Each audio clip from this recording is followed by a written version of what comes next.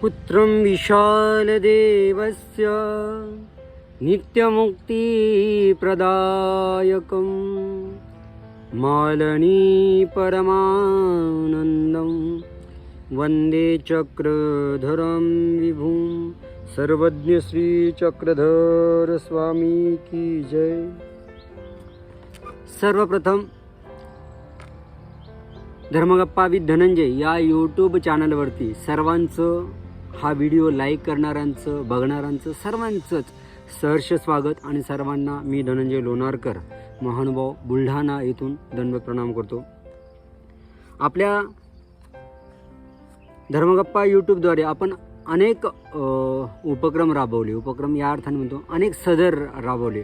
त्यात स्थानदर्शन असेल, प्रवचन असेल, ओटी उपहार असेल, आरती असेल, स्मृतिस्थळ निरूपण असेल, नवरात्र निरूपण असेल, असे अनेक, आणि लीळाचिंतन असेल, त्यानंतर अनेक थोर मोठ्या अधिकरणांच्या मुलाखतीही आपण पाहिल्या। आणि अनेकांशी जेव्हा संपर्क आला, बोलणं झालं, त्यावेळेस एक सगळ्यात महत्त्वाची गोष्ट लक्षात आलेली जी माझ्या आहे ती अशी आहे की सर्वसामान्य जो उपदेशी आहे, जो नामधारक आहे, तो 99% 90% सर्व विधी आचरतो, पण काहीसा वेळेच्या अभावी, इच्छेच्या अभावी थोडासा वाचनाकडे कल कमी आहे। वाचणारे वाचतात, अभ्यास करणारेही करतात, पण थोडासा कल कमी आहे। आणि आज सोशल मीडियाच्या या जगामध्ये अनेक पोथ्या, अनेक लीळाचरित्रांचे घोक गुगल मीट, यूट्यूबला सुरूच आहे। परंतु या सर्व याच्यात सर्वसामान्य उपदेशी माणसाला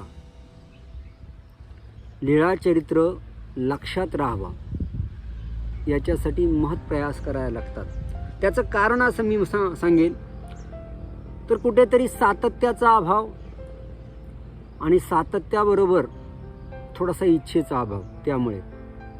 आणि मग माझ्या आपल्या या यूट्यूबलाही मी लीळा चिंतन, लीळा मंथन असं टाकलेलं आहे। पण माझ्या असं लक्षात आलं की आपण महत्त्वपूर्ण गोष्ट आहे लीळाचरित्र, लीळा स्मरण करताना लीळा आठवायच्या, स्थानवंदन करताना लीळा आठवायच्या, प्रसाद वंदनाला लीळा आठवायचा, परमेश्वराच्या साधकाची भेट घेताना लीळा आठवायच्या। प्रत्येक गोष्टीत लीळा चिंतन, लीळा लक्षात राहणं गरजेचं आहे। पण एक पंथीय परिपाठीप्रमाणे घोकानुसार जर घ्यायचं म्हटलं तर थोडंसं अवघड जातं। म्हणून मी असा प्रयत्न केला की महत्त्वपूर्ण लीळा लक्षात राहणं आहे, ती कुठल्या भाषेत आहे तो नंतरचा मुद्दा आहे। पण एखाद्या माणसाला जर साध्या सोप्या सरळ भाषेत कथारूप, गोष्टीरूप लीळा जर लक्षात राहत असेल तर तशीच आपण का सांगू नये, हा विचार केला। आणि मग मी ठरवलं स्वामींच्या लीळा या कथारूप, गोष्टीरूप आपल्या सर्वांपर्यंत पोहोचायच्या। आणि त्या पोहोचल्यानंतर मला अशी अपेक्षा आहे की हा उपक्रम तुम्हाला सर्वांना आवडेल। कदाचित माझ्या माहितीत लीळाचरित्राचं गोष्टीरूप, कथारूप एक अखंड कोणी सांगितल्याचं माझ्या माहितीतलं तर नाही आहे। मी हा प्रयत्न करतोय। तुम्हाला किती आवडतो ते तुम्ही नक्की मला कमेंट करून, शेअर करून, तुमच्या संपर्कातल्या लोकांना सांगून नक्की सांगा। आपल्या या व्हिडिओच्या शेवटी खाली तुम्ही कमेंट करू शकता। लीळाचरित्र अनेक छोट्या मोठ्या फरकाने, अनेक पाठ आहेत, अनेक प्रकाशनं आहेत, पण महत्त्वपूर्ण स्वामींची लीळा आहेत। त्यात थोडाफार मतभेद सोडला तर आपल्याला लीळा महत्त्वाची आहे आणि त्याच्यावरतीच आपण भर देणार आहोत। पण हे सर्व सांगत असताना एखाद्या गोष्टीरूप, कथारूप, कादंबरी रूप हा सांगण्याचा माझा प्रयत्न असणार आहे।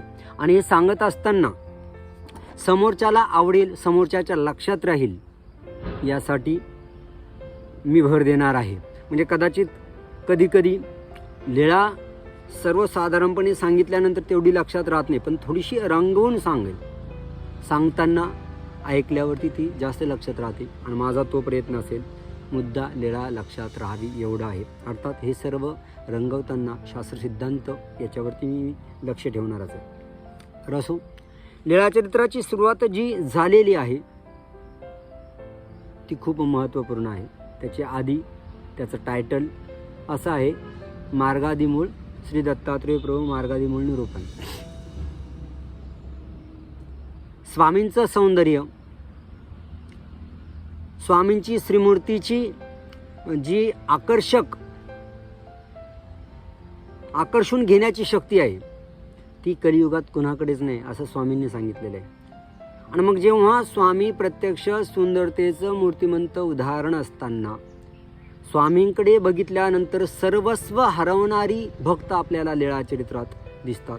स्वामींच्या श्रीमूर्तीचं अवलोकन केल्यानंतर, स्वामींची श्रीमूर्ती बघितल्यानंतर तिच्या वेधाने इतके आकर्षित होणारे चरित्रात दिसतात की वेळेचं, काळाचं, जगाचं कशाचंही भान न राहता सरळ स्वामींकडे येणं आणि स्वामींच्या जवळ स्वामींना दंडवत करणं याचा वेध लागलेली भक्तमंडळी आपल्याला दिसतात. मग या सुंदर असणाऱ्या नयनांना आकर्षून घेणारी मूर्ती असताना जर प्रत्यक्ष परमेश्वर बोलत असतील, निरूपण करत असतील, नयनम मधुरम वदनम मधुरम, तर मनुष्य देहभान नाही, सर्व जग हरपू शकतो. स्वामी निरूपण करण्यासाठी बसलेले असताना सभोवतालच्या जगाची विस्मृती होणं हे खऱ्या भक्ताचं लक्षण आहे. आणि अशी अनेक भक्त स्वामींच्या सहवासात होती.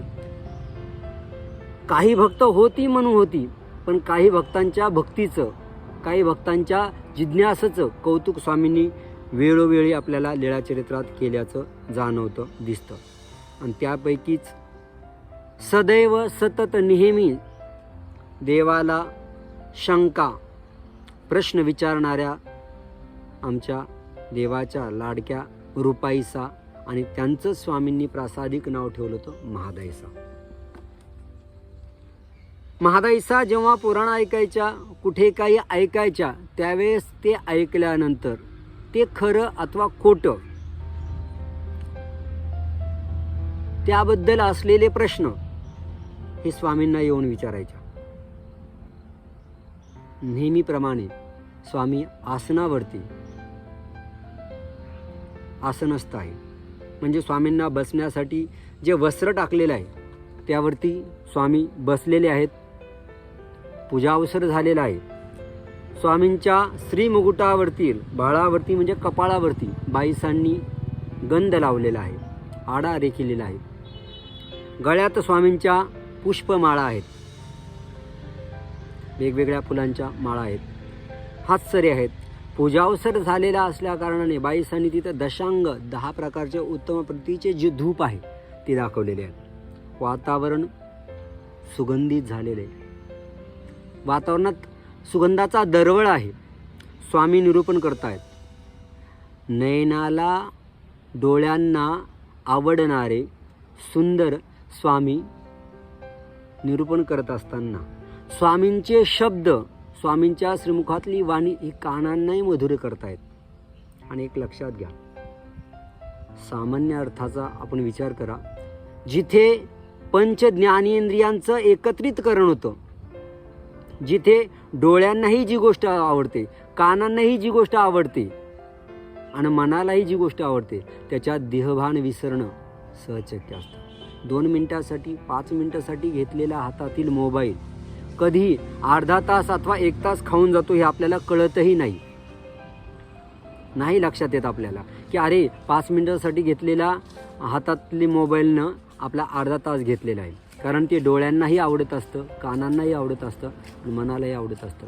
मग इथं स्वामींची मूर्ती बघणं, स्वामींची सुंदर मूर्ती डोळ्यांना आवडते, कानांना मधुर आहे आणि वेचले पण आहे, वेद आहे, स्वामींची आवडी आहे, म्हणून मनालाही आवडते. स्वामींचं निरूपण सुरू झालेलं आहे. स्वामी निरूपण करतायत आणि निरूपण करत असताना भक्त महादाईसा देवाला मध्ये प्रश्न करतात, बाबा, देवा, स्वामी राया, आपण हे जो ज्ञानमार्ग सांगतायत, हे जे तत्वज्ञान सांगतायत, याची सुरुवात कुठून झालेली, याचं मूळ कुठे आहे? सुरुवात कधी झाली, कुणापासून झाली, खूप महत्त्वपूर्ण आहे. एखादी गोष्ट जर सुरू आहे, चालू आहे, तर त्याची कुठेतरी सुरुवात असणार आहे ना, आणि त्या सुरुवातीला कोणीतरी निमित्त असणार आहे. महादायसन खूप महत्त्व प्रश्न विचारला आहे. स्वामी काहीसे प्रसन्न झालेले. हां, योग्य वेळेला योग्य तो प्रश्न विचारणं आणि जो गरजेचा आहे तो विचारणं, याला प्रश्न विचारण्याची उत्सुकता किंवा खरा जिज्ञासू म्हणू शकतो.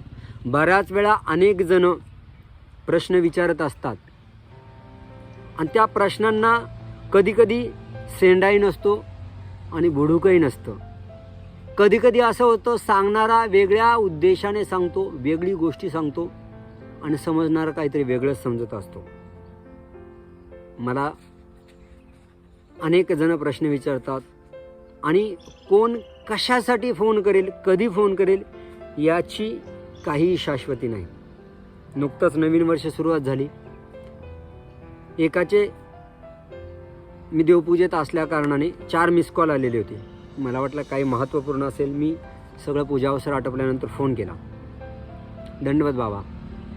संवाद खूप मला हसू पण आलं आणि कीव पण वाटली. हसू का आलं तेही कळेल तुम्हाला आणि कीव का वाटली तेही कळेल. दंडवत बाबा, दंडवत. नवीन वर्षाच्या हार्दिक शुभेच्छा.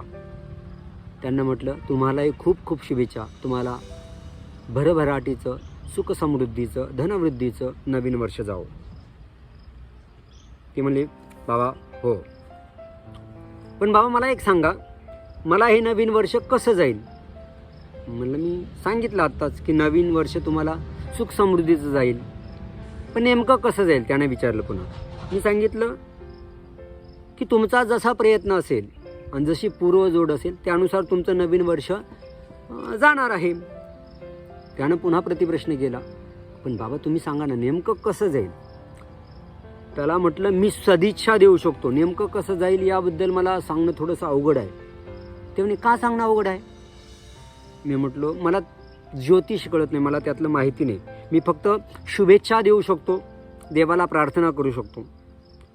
ते म्हणे शुभेच्छा ठीक आहे, मला हजारो लोकांनी दिल्या, पण तुम्ही मला सांगायला पाहिजे की नवीन वर्ष नेमकं कसं जाणार आहे. आता मला थोडंसं आश्चर्य वाटायला लागलं आणि त्याला थोडंसं वेगळा शब्द सांगितलं. बाबा रे मी ज्योतिषकार नाही, त्यातलं मला कळत नाही. मी देवाला प्रार्थना करणं, शुभेच्छा देणं, सदिच्छा देणं एवढंच माझ्यात हातात आहे. तो म्हटला ते ठीक आहे, पण तुम्ही बाबा आहे ना, तुम्हाला कळलं पाहिजे, सांगता आलं पाहिजे. नाही म्हटलं नाही, मला त्यातलं नाही कळत. नाही कळत म्हणलं नाही, मग काय कामाचे बाबा म्हणे. मला हसूच आवरलं नाही. मी म्हणलं हेही खरं आहे, जर ज्योतिष सांगता येत नाही तर तुम्ही काय कामाचे बाबा, किंवा माझं नवीन वर्ष कसं जाणार याबद्दल माहिती नसेल तुमचं बाबा पण काय कामाचं. हा कुठेतरी त्याचा सांगण्याचा भाव होता. आणि शेवटी मी म्हणलं माफ कर भाऊ, कुठेतरी चुकलं माझं बाबा होऊन, मला काही सांगता येत नाही. आणि फोन डिस्कनेक्ट झाला. आता या प्रश्नांना काय उत्तर आणि कसं उत्तर द्यायचं, म्हणजे हे प्रासंगिक प्रश्न आहे का?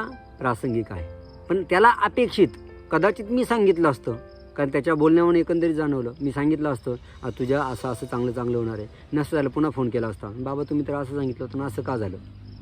आपण शुभेच्छा, सदिच्छा, चांगलं जाईल असं म्हणू शकतो, पण नेमकं कसं जाईल हे सांगणं अवघड असतं. हा प्रश्न बिना देठाचा बिना बुडाचा आहे असं मी म्हणेन.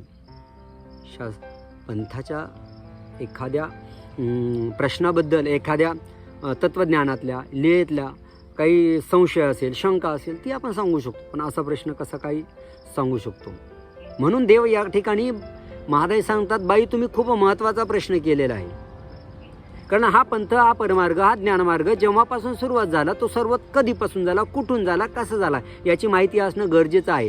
फक्त आपला पंथ ऐकणे, सांगणे आणि घेणे एवढ्यापुरता मर्यादित नाही, तर त्याची प्रचिती, त्याचा अनुभव हा येत असतो. पण अनुभव घेण्यासाठी आपण संवेदना तिथपर्यंत पोहोचणं गरजेचं असतं. महादायीसांनी असे विचारल्यानंतर स्वामी प्रसन्न झालेले, प्रसन्न वदन असणारे, प्रसन्न मुख असणारे स्वामी अजून प्रसन्न झाले आणि म्हणाले, बाई या ज्ञानमार्गाला, या प्रतिती पंथाला श्री दत्तात्रय प्रभू हे आदी आहेत. आदी म्हणजे निमित्त आहेत. आणि हे कृतयुगापासून, कृतयुगाच्या शेवटी त्रेतायुगापासून याची सुरुवात झालेली आहे. आणि मग महादाईचा विचारतात, देवा नेमकी कशी बरं ती? आणि मग स्वामी सांगतात की श्री दत्तात्रय प्रभूंपासून ज्ञानशक्तीचा स्वीकार श्री चक्रपाणी महाराजांनी माहूरला केला.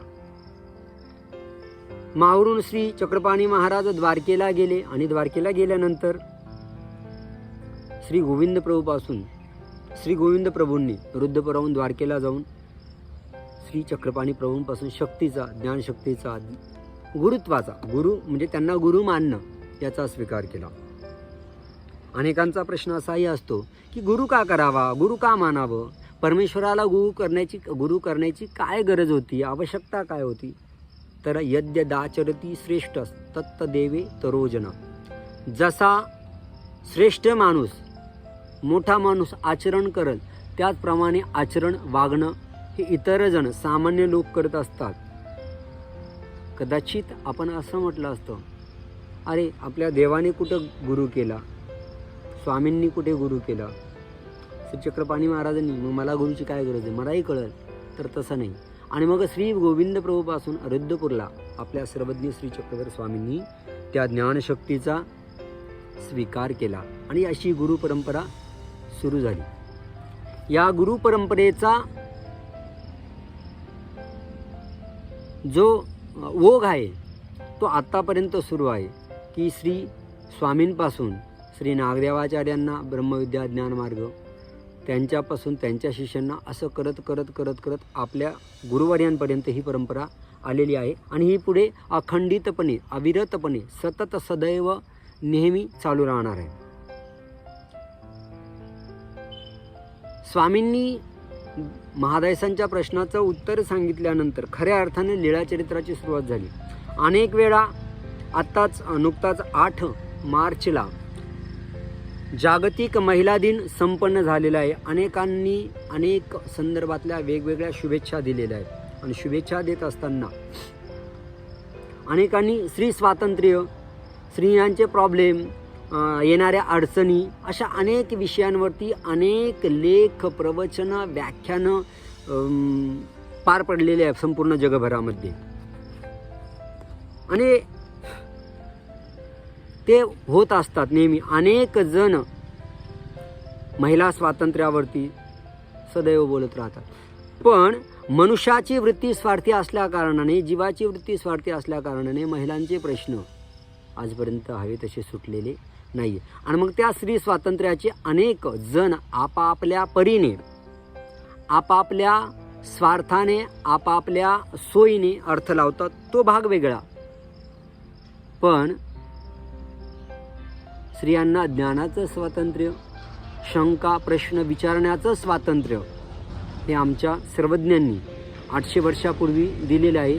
त्या अगोदरही यासाठी प्रयत्न झाले, त्यानंतरही यासाठी प्रयत्न झालेले आहेत. पण स्त्रियांचे प्रश्न जागेवरतीच आहेत. मी तर नेहमी म्हणत असतो, जे स्त्री स्वातंत्र्यावरती गप्पा मारणारे आहेत ना, व्याख्यानं देणारे आहेत, त्यांनी आपापल्या आया बहिणींना, मुलींना आपल्या अधीन असणाऱ्या, अधीन या अर्थाने म्हणतोय की एकमेकाच्या अधीन राहून संसार, जग चालत असतं. तर त्यांनी जर स्त्रियांना स्वातंत्र्य दिलं, अनावश्यक बंधनं लादली नाही, तर खऱ्या अर्थाने स्त्री स्वातंत्र्य घडेल. आणि महानुभाव पंथाचं स्त्रियांबद्दलचं योगदान तर जगजाहीर मराठी साहित्यामध्ये, महाराष्ट्रामध्ये सर्व प्रचलित आहेत. स्वामींच्या या संदर्भातल्या अनेक लीळा आहे.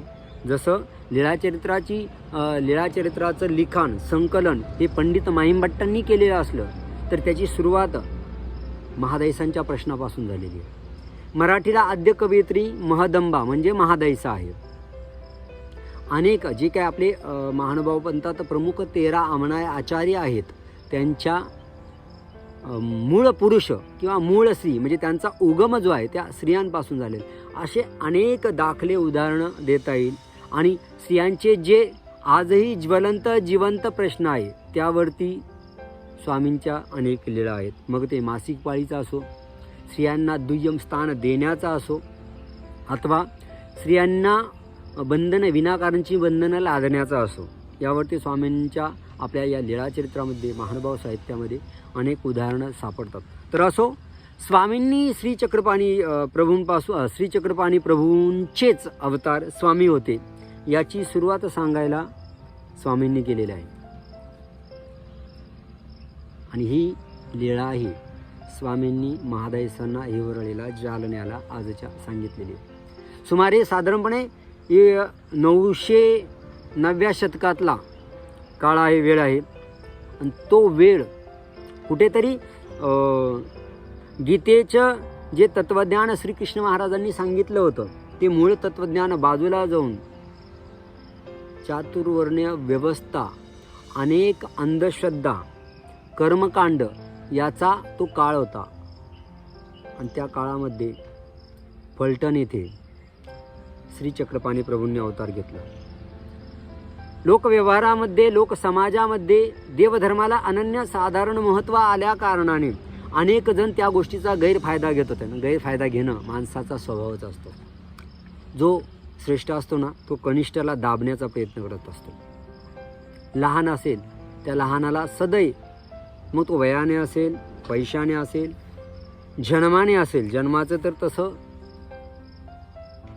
श्रेष्ठ पण नाही आहेच, सर्व एकत्र आहे. आपल्या कर्माने जो तो श्रेष्ठ ठरत असतो. तर मोठा नेहमी लहानाला दाबण्याचा प्रयत्न करत असतो आणि त्याचाही बळी अनेक जणांनी घेतलेला असतो. सर्वजण जे तत्त्वज्ञान आहे त्याचा आपल्या सोयीने अर्थ सांगून लोकांकडून देवधर्म करून घेत होते. लोक देवधर्म करत होते. अशा वेळेला श्रीकृष्ण महाराजांनी निजधामाला विजय केल्यानंतर जी नवीन द्वारावती द्वारका वसवलेली होती, त्या द्वारकेला अर्थात श्रीकृष्णाची द्वारका. आणि श्रीकृष्ण महाराज जगमान्य अवतार आहेत, जगदवंद्य अवतार आहे, सर्व सुप्रसिद्ध अवतार आहे. ज्या ज्या ठिकाणी परमेश्वर अथवा देवता विग्रह आहेत त्या त्या ठिकाणी गर्दी, आणि गर्दी म्हटली का लोक दर्दी कमी असतात. फक्त काहीतरी करायचं म्हणून करायचं. जसं यात्रा, जत्रा, आपली जाळीच्या देवाची यात्रा, लाखोच्या संख्येने लोक राहतात, पण त्यातले दर्दी खूप कमी असतात. फक्त यात्रेला यायचं म्हणून येणारे खूप असतात, राहायचं म्हणून राहणारे खूप राहतात, जायचं म्हणून जाणारे खूप असतात. मूळ त्यावेळेला ज्या ज्या विधींचं आचरण करायला पाहिजे ते विधी आचरणारे खूप कमी लोक असतात. द्वारकेला असंच झालं. द्वारकेला अनेक लोक संपूर्ण भारतभरातून यायचं आणि द्वारकेचं वर्णन आहे. द्वारका जी वसवलेली होती श्रीकृष्णांचा, या द्वारकेशी आता जी द्वारका आहे हिच्याशी तसा बघायला गेला तर प्रत्यक्ष श्रीकृष्ण महाराज तिथं राहिले अथवा लीळा क्रीडा केल्या असं काहीही नाही आहे. ही नंतर बसवलेली द्वारका आहे. परंतु श्रीकृष्णाची द्वारका असल्या कारणाने अनेक मठ मंदिरं, खूप सारे देवालय तयार झालेले होते. आणि या द्वारकेला एकदा तरी जायला हवं. हिंदू धर्मामध्ये द्वारकेला अनन्यसाधारण महत्त्व आहे. द्वारकेला जायला हवं अशी श्रद्धा. याचा पुरावा काय तर तेव्हा लीळाचरित्रात आपल्याला द्वारकेला पव्हा निघाल्याची, पव्हा म्हणजे पदयात्रेकरू असे गेल्याच्या अनेक उदाहरणं आहे. त्यातलं श्रीचक्रपाणी महाराजांचं असेल किंवा महाराजा जेव्हा द्वारकेला जातात ते असेल. काळ 900चा. द्वारकेला अनन्यसाधारण महत्त्व संपूर्ण भारतभरातून. आता महाराष्ट्र ते द्वारका नेमकं मला सांगता येणार नाही किती किलोमीटर, पण कदाचित 1000 किलोमीटर तरी किंवा 500 ते 1000 दरम्यान किलोमीटर तरी द्वारका आहे. आजही खूप जण जात आहेत. आणि त्या काळी द्वारकेला जाणं किंवा चारीधामाला जाणं, वाराणसीला जाणं खूप जिकरीचं काम. कारण रस्ता चांगला नसणार, साधनं वाहतुकीचे काही नव्हते. एकच साधन, दरकोज दरमुक्काम करत करत द्वारकेला जाणं. आणि त्याला कारणही तसं होतं, कुठेतरी देवता भक्तीमुळे, परमेश्वराचं नाव घेऊन का होईना तिथे देवता भक्ती होत असल्यामुळे अनेकांची संकट दूर होणे, अनेकांना सुखसंपत्ती प्राप्त होणे, अनेकांच्या यातना दूर होणं, अशा अनेक कारणांनी लोकांची गर्दी तिथं यायची आणि येणं स्वाभाविकच होतं. कदाचित परमेश्वराचा जरी संबंध नसला तरी परमेश्वराच्या नावावरती ते शहर बसलेलं असल्या कारणाने, तिथे अनेक देवी देवतांचे अधिष्ठान तीर्थक्षेत्र निर्माण झालेले असल्या कारणाने तिथं भक्ती श्रद्धापूर्वक काय अर्पण केल्याने संकट परिहार होणं हे स्वाभाविकच आहे. आणि द्वारका अर्थात वज्रा म्हणजे श्रीकृष्ण महाराजांचा मला वाटतं पंतू वज्र, त्याने ती निर्माण केली किंवा परीक्षित राजाने निर्माण करून त्याच्याकडे सुपूर्त केली असं म्हणतात. ती मोठी मोठी असणार आहे आणि त्यातल्या त्यात जवळच समुद्र. त्या द्वारकेचं सौंदर्य काय वर्णन करावं. आणि या द्वारकेला अनन्यसाधारण महत्त्व आलेलं असताना असंच महाराष्ट्रातल्या, पश्चिम महाराष्ट्रातल्या सातारा जिल्ह्यातल्या फलटणहून काही भाविक भक्त द्वारकेला जातात. हे सर्व भाविक भक्त महाजन द्वारकेला पोहोचल्यानंतर त्या द्वारकेला राजनायक नावाचे एक विद्वान गृहस्थ राहत होते आणि ते त्यावेळच्या महाराष्ट्राच्या राजाचे राजगुरू होते. आणि ते राजगुरू महाराष्ट्राच्या राजाचे असल्यामुळे त्यांना महाराष्ट्राबद्दल विशेष आकर्षण होतं. योगायोगाने महाराष्ट्रीयन या फलटणच्या भक्तांची त्यांची भेट झाली. आता भेट झाल्यानंतर महाराष्ट्रातले आपले आपुलकी आपोआप वाढत असती आणि त्यामुळे भेट झाल्यानंतर त्यांचं बोलणं, त्यांचं वागणं, त्यांची विद्वत्ता आणि त्यांचं सांगण्याची हातोटी ते सगळं बघितल्यानंतर हे जे महाजन होते ते आकर्षित झाले. आपल्या फलटणला एखादे असे विद्वान आपल्या गावाला, आपल्या प्रदेशामध्ये असावेत, लोकांना वेदाचं ज्ञान देणारे असावेत, अशी त्यांना इच्छा निर्माण झाली. आणि मग त्यांनी राजनायकांना विनंती केली की आपण आमच्यासोबत फलटणला चालावं. आमच्या गावामध्ये तुमच्यासारखे प्रकांड पंडित असे विद्वान कोणी नाही आहे. वेदांचं ज्ञान, पुराणांचं ज्ञान, सर्व यथातथ्य ज्ञान असणारा कोणीही विद्वान आमच्या परिसरातच नाही आहे. त्यामुळे तुम्ही जर आमच्या गावाला आलात, आमचा परिसर विद्वान होईल. आमच्या परिसरातली भोळी भाबडी जी जनता आहे त्यांना ज्ञानाचं ज्ञानामृत प्यायला मिळेल. त्यांच्या भक्तीची खऱ्या अर्थाने चीज होईल, कदर होईल. आणि म्हणून आपण त्या ठिकाणी चालावं. अर्थातच राजनायकांनी नकार दिलेला आहे. मी येऊ शकत नाही असं सांगितलेलं आहे. परंतु एक 2, 4, 8 दिवस, काही दिवस जातात. ते रोज विद्वान, ते महाजन रोज यांचं ऐकतायत. आणि ऐकत असताना रोज त्यांना प्रखर होते, रोज त्यांचा आग्रह आहे, नाही तुम्ही आमच्या गावाला चालावं, तुम्ही राहायला यावं. ते पुन्हा नकार देतात. 8 दिवस, 15 दिवस, काही दिवस चालतं. आणि मग जेव्हा परतीच्या प्रवासाला निघायचं असतं त्यावेळेला ते सर्व महाजन सांगतात, तुम्ही येणार नसाल तर आम्ही फलटणला जाणार नाही. आता कधी कधी काय होतं की मनुष्य भावनेच्या भरामध्ये सांगून देतो आणि समोरचा ऐकून घेतो, हां असं काही नसतं, जायचं तुम्हाला जाणारच आहे. परंतु खरंच ते काही दिवस तिथं थांबतात, तुम्ही येत नसाल तर आम्ही जाणार नाही. आणि मग शेवटी त्यांचा तो प्रेमळ आग्रह, त्या आग्रहाला बळी पडल्याशिवाय कुठेतरी यांना गत्यंतर राहत नाही. होकार देतात आणि ते त्यांच्या सर्व परिवारासह फलटणला जाण्यास निघतात. फलटणहून फलटणला आणल्यानंतर त्यांचा यथोचित स्वागत होतं. धार्मिक विधींनी परिपूर्ण असं संपूर्ण गावामध्ये त्यांचं स्वागत झालेलं असतं. द्वारकेहून आलेले राजनायक त्यांची सर्व राहण्याची, खाण्याची सगळी व्यवस्था ग्रामस्थ मंडळी महाजन करतात. आणि ते आपल्या राजाईसा नावाच्या पत्नीसह फलटणला आल्यावरती तिथे ब्रह्मपुरी नावाचा जो भाग असतो, त्या ब्रह्मपुरीच्या भागामध्ये टेकडीवरती एक छानसा, उत्तम, यांना शोभेल असा टुमदार वाडा बांधून देतात आणि ते आपल्या परिवारासह तिथे राहू लागतात. त्यांना द्वारकेहून आणलं म्हणून त्यांना द्वारावतीकार नावाने सर्वजण ओळखतात. द्वारावतीकार राजनायक. काही दिवस गेल्यानंतर तिथे राहून फलटणला राजनायक अर्थातच गावातील ब्राह्मणांना जे ज्या गोष्टीसाठी योग्य आहे त्यांना ते सर्व शिक्षण, वेदांचं शिक्षण देत, सर्वांशी प्रेमाने, आवडीने, गोडीने बोलत, त्यामुळे सर्वांचे ते आवडते झाले होते. आणि मग राजाईसापासून राजनायकांना रूपनायक, वडनायक, ब्रह्मनायक, भानुनायक, कानुनायक, दायनायक अशी 7 मुले झाली. आणि ही सर्व मुले अर्थातच विद्वान निघाली. शुद्ध बीजापोटी फळे रसाळ गोमटी. विद्वान निघाली, सर्व बुद्धिमान तत्ववेत्ते निघाली आणि सद्गुण संपन्नही निघाली. मग राजनायकांनी आपल्या आवाराच्या दक्षिण आणि पश्चिम अशा बाजूला तिघांसाठी 3-3 वाडे बांधून दिले. त्यातला वडील मुलगा जो रूपनायक होता याला मात्र आपल्या वाड्यात ठेवले. आणि रूपनायक आणि रूपनायकाची पत्नी रूपाईसा राजनायकाच्या सेवेमध्ये आपलं जीवन कंठू लागले. आनंदाने कालक्रमणा करू लागले.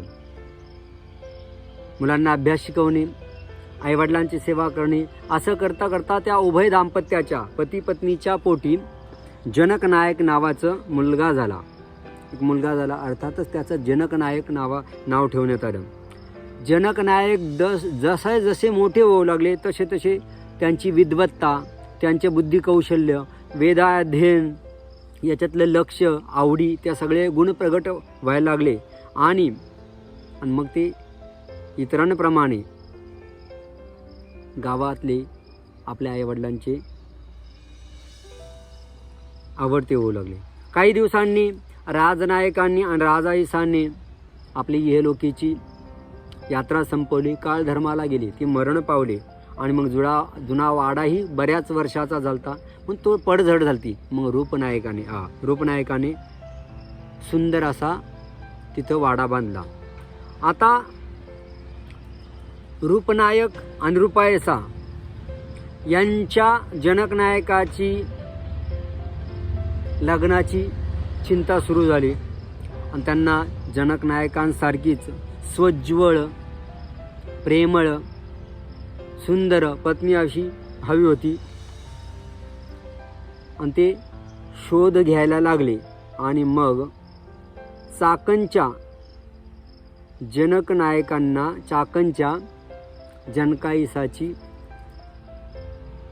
निवड करण्यात आली. जनकाईसाचं जनकनायकांचं लग्न झालं. उभय दाम्पत्य अर्थातच मनमिळावू भेटल्याने आपल्या आजच्या भाषेत, सामान्य भाषेत 36 गुण मिळाले. पण ते बळजबरी नव्हते मिळाले बरं का, ओढून ताडून पत्रिका दाखवून मिळवलेले नव्हते, तर खरंच मिळाले. आणि मग लग्न झालं. लग्न झाल्यानंतर ठरलेल्या दिवशी वराड चाकणला चाकवून परत रीतिरिवाजाप्रमाणे फलटणला पोहोचलं. फलटणला पोहोचल्यानंतर विद्वत्ता, कीर्ती, संपत्ती यामुळे जनकनायक, जनकाईसा सुख स्वरूप प्रेमळ रूपाने राहू लागले. दोघांनाही साजेशी जोडी मिळालेली होती. परंतु या सर्व गोष्टीमध्ये सर्व गोष्टी परिपूर्ण असताना जे संसारातल्या लग्न झालेल्या दाम्पत्यासाठी महत्त्वाची गोष्ट समजली जाते ते म्हणजे पुत्रसुख.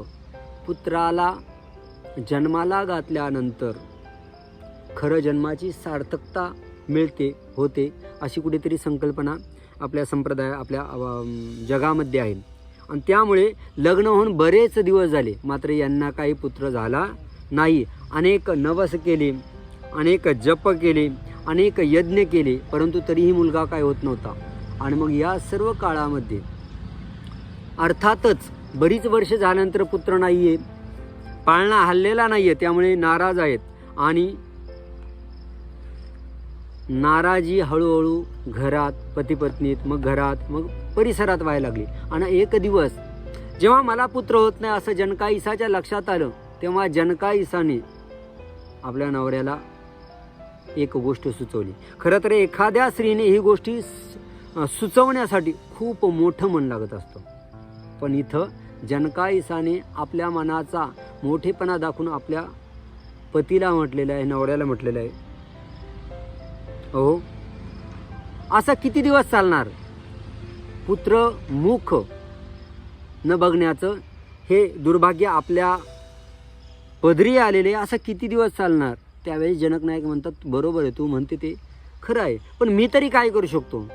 तुम्ही एक काम करा ना, माझी छोटी बहीण रंभाईसा आहे, माझ्यापासून तुम्हाला पुत्र होत नाही तर तुम्ही रंभाईसाशी लग्न करा, रंभाईसाशी लग्न करा. खरं तर ही खूप मोठी गोष्ट आहे. स्वतःच कितीही दुःखात असली तर सवत स्वीकारणं याच्यासाठी मनाचा खूप दिलदारपणा, खूप मोठेपणा लागत असतो. पण पुत्रमुख बघायची आपल्या नवऱ्याची, सगळ्यांची आणि समाजाची ती रीत आहे, म्हणून ती सुचवते. आणि माझी इतर तुम्ही कोणी स्त्री केली तर कदाचित मला सवती मत्सर मिळू शकतो, सवतीचं दुःख मला भोगावं लागू शकतं. जर माझी बहीण केली तर कदाचित या दुःखापासून मी दूर जाईल. सर्वानुमते, सर्वांच्या विचाराने जनक नायकाचे रंभाईसाशी पुन्हा चाकणला जाऊन लग्न होते. पटकन लग्न झाल्यानंतर रंभाईसाचा या नवीन वाड्यामध्ये प्रवेश होतो. तरीही त्यांना पुत्र होत नाही. आणि मग चाकणवाली जी मंडळी आहे, जनक नायकांचे सासरे, ते तिकडे चाकणच्या चक्रपाणीला नवस करतात की जर माझ्या मुलीला, आमच्या दोन्हीपैकी कोणत्याही मुलीला जर मुलगा झाला तर तुझं नाव ठेवेल. आणि जनक नायक चांगदेवाला नवस करतात की जर आम्हाला मुलगा झाला तर तुमचं नाव ठेवेल असं. आणि सोबतच सोन्याने तुमची पूजन करील, यथावत सर्व विधी करील, नवस बोलला. 100% पूजा करील असंही झालं. आणि मग एक दिवस जनक नायकाला स्वप्न पडलं की काळजी करू नकोस, रंभाईसाला पुत्र होईल. आणि ज्या रंभाईसाला पुत्र होत नाही म्हणून माफ करा, जनकाईसाला पुत्र होईल असं स्वप्न पडलं. ज्या जनकाईसाला पुत्र होत नाही म्हणून रंभाईसाशी लग्न केलं, त्याच जनकाईसांना थोड्याच अवधीमध्ये पुत्र झाला. आकाश ठेंगणं झालं, पुत्रमुख पाहायला मिळालं, आनंद उत्सव झाला. आणि जेव्हा पुत्र व्हायचा होता, जेव्हा गर्भधारणा झाली, तर त्या ठिकाणी रंभाईसाच्या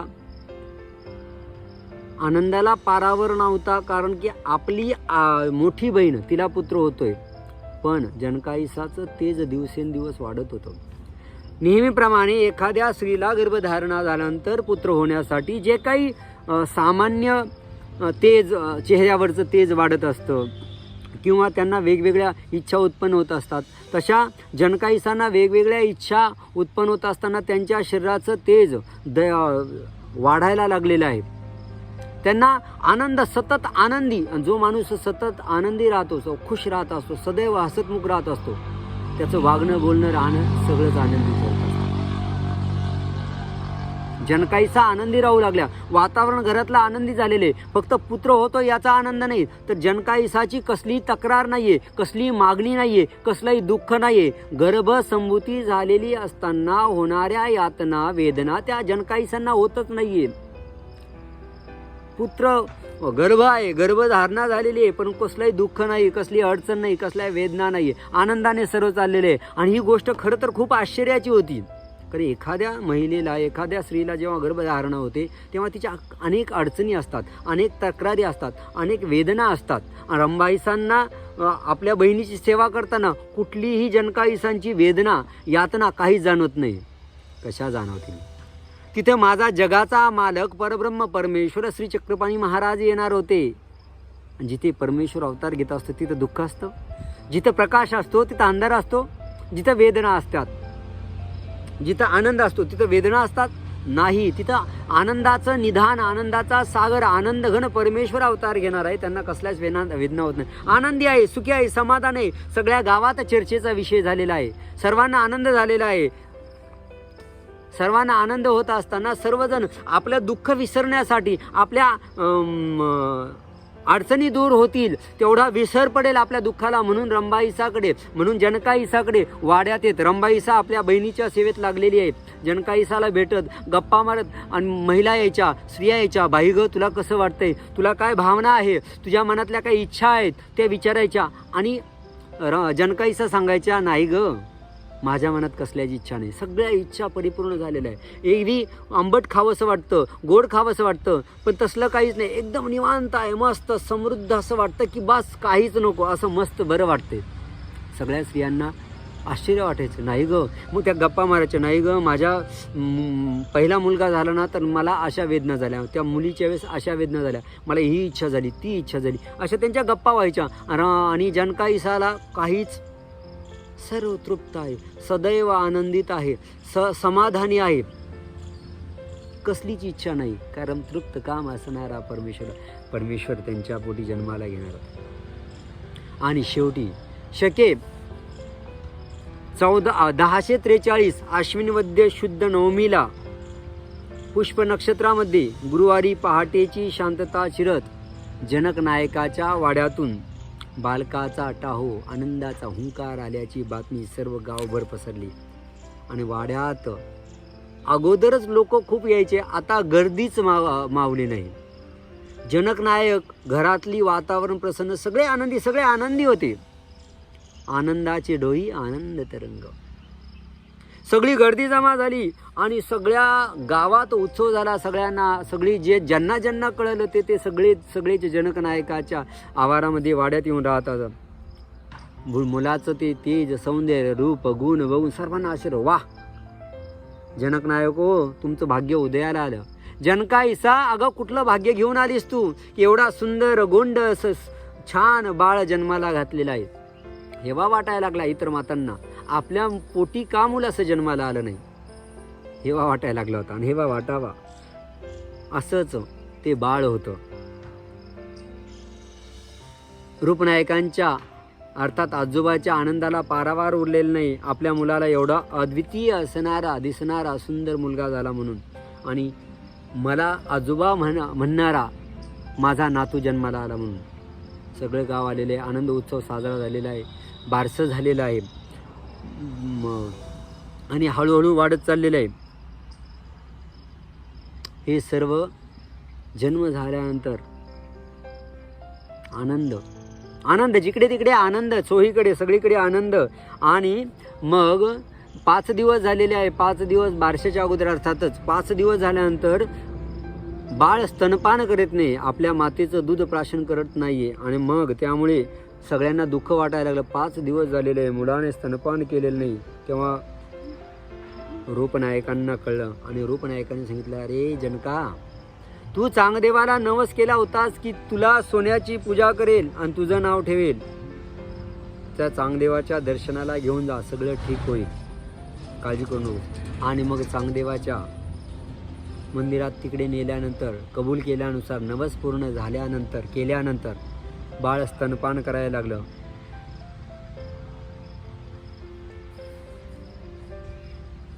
अर्थातच हे सर्व आनंदी वातावरण असताना ज्या कारणासाठी रंभाईसांचं जनक नायकासोबत लग्न लावण्यात आलं होतं, पुत्र व्हावा म्हणून, पुत्र रंभाईसाला तर झाला नाही, जनकाईसाला झाला. तिला आनंद होता, पण शेवटी ती स्त्री होती, तिचं दुःख, थोडंसं तिला दुःख वाटणं स्वाभाविक. आणि तिचं दुःख बघून एक दिवस जनकाईसाशी बोलून जनक नायक म्हणतात, बाई ग, जरीही तुला पुत्र झालेला असला तर रंभाईसा ही माझी पत्नी आहे आणि ती तुझी तर सख्खी बहीण आहे. तिला पुत्र व्हावा म्हणून आपण तिला आणलं होतं. तिला तर पुत्र झाला नाही, पण तुला पुत्र झालेला आहे. तर तुझा पुत्र तिचा पुत्र एकच आहे, दोघी सख्या बहिणी आहेत, त्यांचा पुत्र काही नाही. तर आपण एक काम करूया, या बाळकाला आपण रंभाईसाच्या सांभाळी काढूया. सख्याच बहिणीकडे पुत्र जाणार असणारे तात्काळ लगेच होकार जनकाईसाने दिलेला आहे. आणि रंभाईसाला सांगितलं, बोलवलं, रंभाईसा बघ, जरी हा पुत्र जन्माला जनकाईसाच्या पोटी आलेला आहे, तर हा फक्त जनकाईसाचा नाही, तर हा तुझाही आहे. कारण की जन्म देणाऱ्यांपेक्षा सांभाळ करणारे मोठे ठरत असतात. आमच्या गोपालकृष्णांचं उदाहरण घ्या ना. जन्म दिला देविकी मातेने, सांभाळ केला यशोदा मातेने, त्याचं उदाहरण दिलं. आणि मग जनकाईसाने सांगितलं, बाई ग, हा मूल जेव्हा 1 वर्षाचं होईल तेव्हा तू हे मूल तुझ्या घरी घेऊन जा, आणि तुझ्या घरी घेऊन गेल्यानंतर आपण त्याला नगर भोजन सर्वांना आमंत्रण देऊया. आणि अशा पद्धतीने रंभाईसा मनोमन सुखावली आणि श्री चक्रपाणी महाराज 1 वर्षाचे झाले. त्याचं वागणं, त्यांचं लढीवाळपणे बागडणं हे सगळ्यांना आनंद देत होतं. प्रत्येकाला मूल घ्यावंसं, घेतल्यानंतर सोडावंसं वाटत नव्हतं, आपल्याकडेच राहावं. आणि साक्षात परमेश्वर होतं ना, वाटणारच आहे, सगळं स्वाभाविकच होतं. हळूहळू हळूहळू वर्षभर झालेलं आहे. आणि वर्ष झाल्यानंतर चांगदेवाची पूजा केली, चक्रपाणीची पूजा केली, सगळं झालं. आणि चाकणकडच्या म्हणजे जनकाईसांच्या माहेरच्यांनी देवाचं नाव चक्रपाणी ठेवलेलं आहे. आणि इकडे म्हणजे वडिलांकडच्यांनी चांगदेव असं म्हणायला लागलेले आहे. दोन्हीकडे 2 नामकरण झालेले आहे. चक्रपाणी महाराज मोठे मोठे होत आहेत.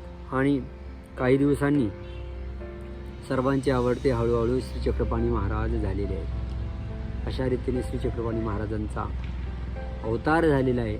आपल्या सामान्य भाषेमध्ये परमेश्वराने जन्म घेतलेला आहे. आणि मग हे परमेश्वराचं बागडणं, परमेश्वराचं वागणं, परमेश्वराच्या लीळा, परमेश्वराच्या क्रीडा, परमेश्वराची प्रत्येक गोष्ट जीवाच्या भल्यासाठी कशी आहे, सगळं हे सगळंच्या सगळं आहे. ते कशासाठी आहे, तर जीवाच्या भल्यासाठी. अनेक जण म्हणतात की परमेश्वर मातेच्या उदरातून जन्म का घेतात. त्याला महत्त्वाचं कारण असं आहे, एखाद्या लहान मुलाला, लहान मुलाशी आपल्याला संवाद साधायचा असेल, त्याच्याशी गप्पा गोष्टी करायची असेल, एकतर त्याला कडेवरती उचलून घ्यावं लागतं, आपल्या पातळीवर आणावं लागतं, नाहीतर आपल्याला त्याच्याशी बोलत असताना खाली जावं लागतं. परमेश्वराने जीवांचा उद्धार व्हावा म्हणून जीवांच्या पातळीवरती येऊन, कदाचित एखादी माय माऊली परमेश्वराला म्हणली असती, एखादा भक्त जेव्हा परमेश्वराला अनुसरला त्यावेळेस एखादी माय माऊली म्हणली असती, देवा तुला काय जन्माचं दुःख ठाऊक रे, मातेचं दुःख तुला काय ठाऊक, तुला काय कळणार आहे. म्हणून परमेश्वराने हे सर्वच्या सर्व सृष्टी व्यवस्थेचं पालन केलेलं आहे. त्या मातेचंही भलं व्हावं यासाठी हा सगळा प्रयत्न आहे. म्हणून परमेश्वर मातेच्या गर्भात जन्म घेत असतात. त्या मातेला लाभ, आनंद, सुख, शांती देत असतात. त्यांना अनेक दुःखातून मुक्ती देत असतात.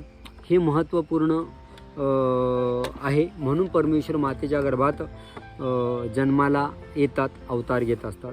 असो, श्री चक्रपाणी महाराजांनी अवतार स्वीकारला आणि अवतार स्वीकारल्यानंतर उत्सव झालेला आहे. अर्थातच संपूर्ण नगरामध्ये परमेश्वराचं सहवास, सानिध्य सगळ्यांना आवडत असतं. परमेश्वर हवासा असणार वाटणार असतो. परमेश्वराला नाकारणारा एखादा क्वचितच दुष्टच असतो. बाकी असं होत नाही की परमेश्वराच्या सहवासात आल्यानंतर परमेश्वराचा सहवास नकोसा कोणाला होईल. रंभाईसाला जनकनायक म्हणाले होते, बाई ग, तुला पुत्र झाल्याचं दुःख तू मानू नकोस. पुत्र झाला नाही असं समजू नकोस. हा तुझ्या बहिणीचाच आणि आपलाच पुत्र आहे, स्वतःचाच पुत्र आहे असं समजून 1 वर्षापर्यंत तू थांब. 1 वर्षानंतर मात्र तू याला तुझ्याकडे घेऊन जाऊ शकतेस.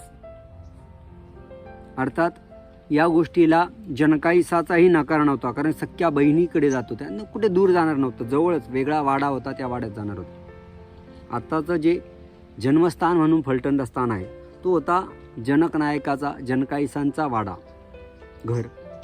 आणि ज्याला आबासाहेब असं म्हणतात तो रंभाईसाचा वाडा होता. बघता बघता सगळ्यांच्या आनंदाला पारवार नव्हता. प्रत्येकजण जो तो यायचा, चक्रपाणी महाराजांना खेळवायचा, आपल्या कडेवरती घ्यायचा, खांद्यावरती घ्यायचा, लाड करायचा आणि त्यांना खेळवायचा. या सगळ्या कालावधीमध्ये जनकाईसा तर आपलं देहभान विसरून गेली होती. देवाच्या प्रत्येक क्रियेत देवाला क्षणभरही विसरणं.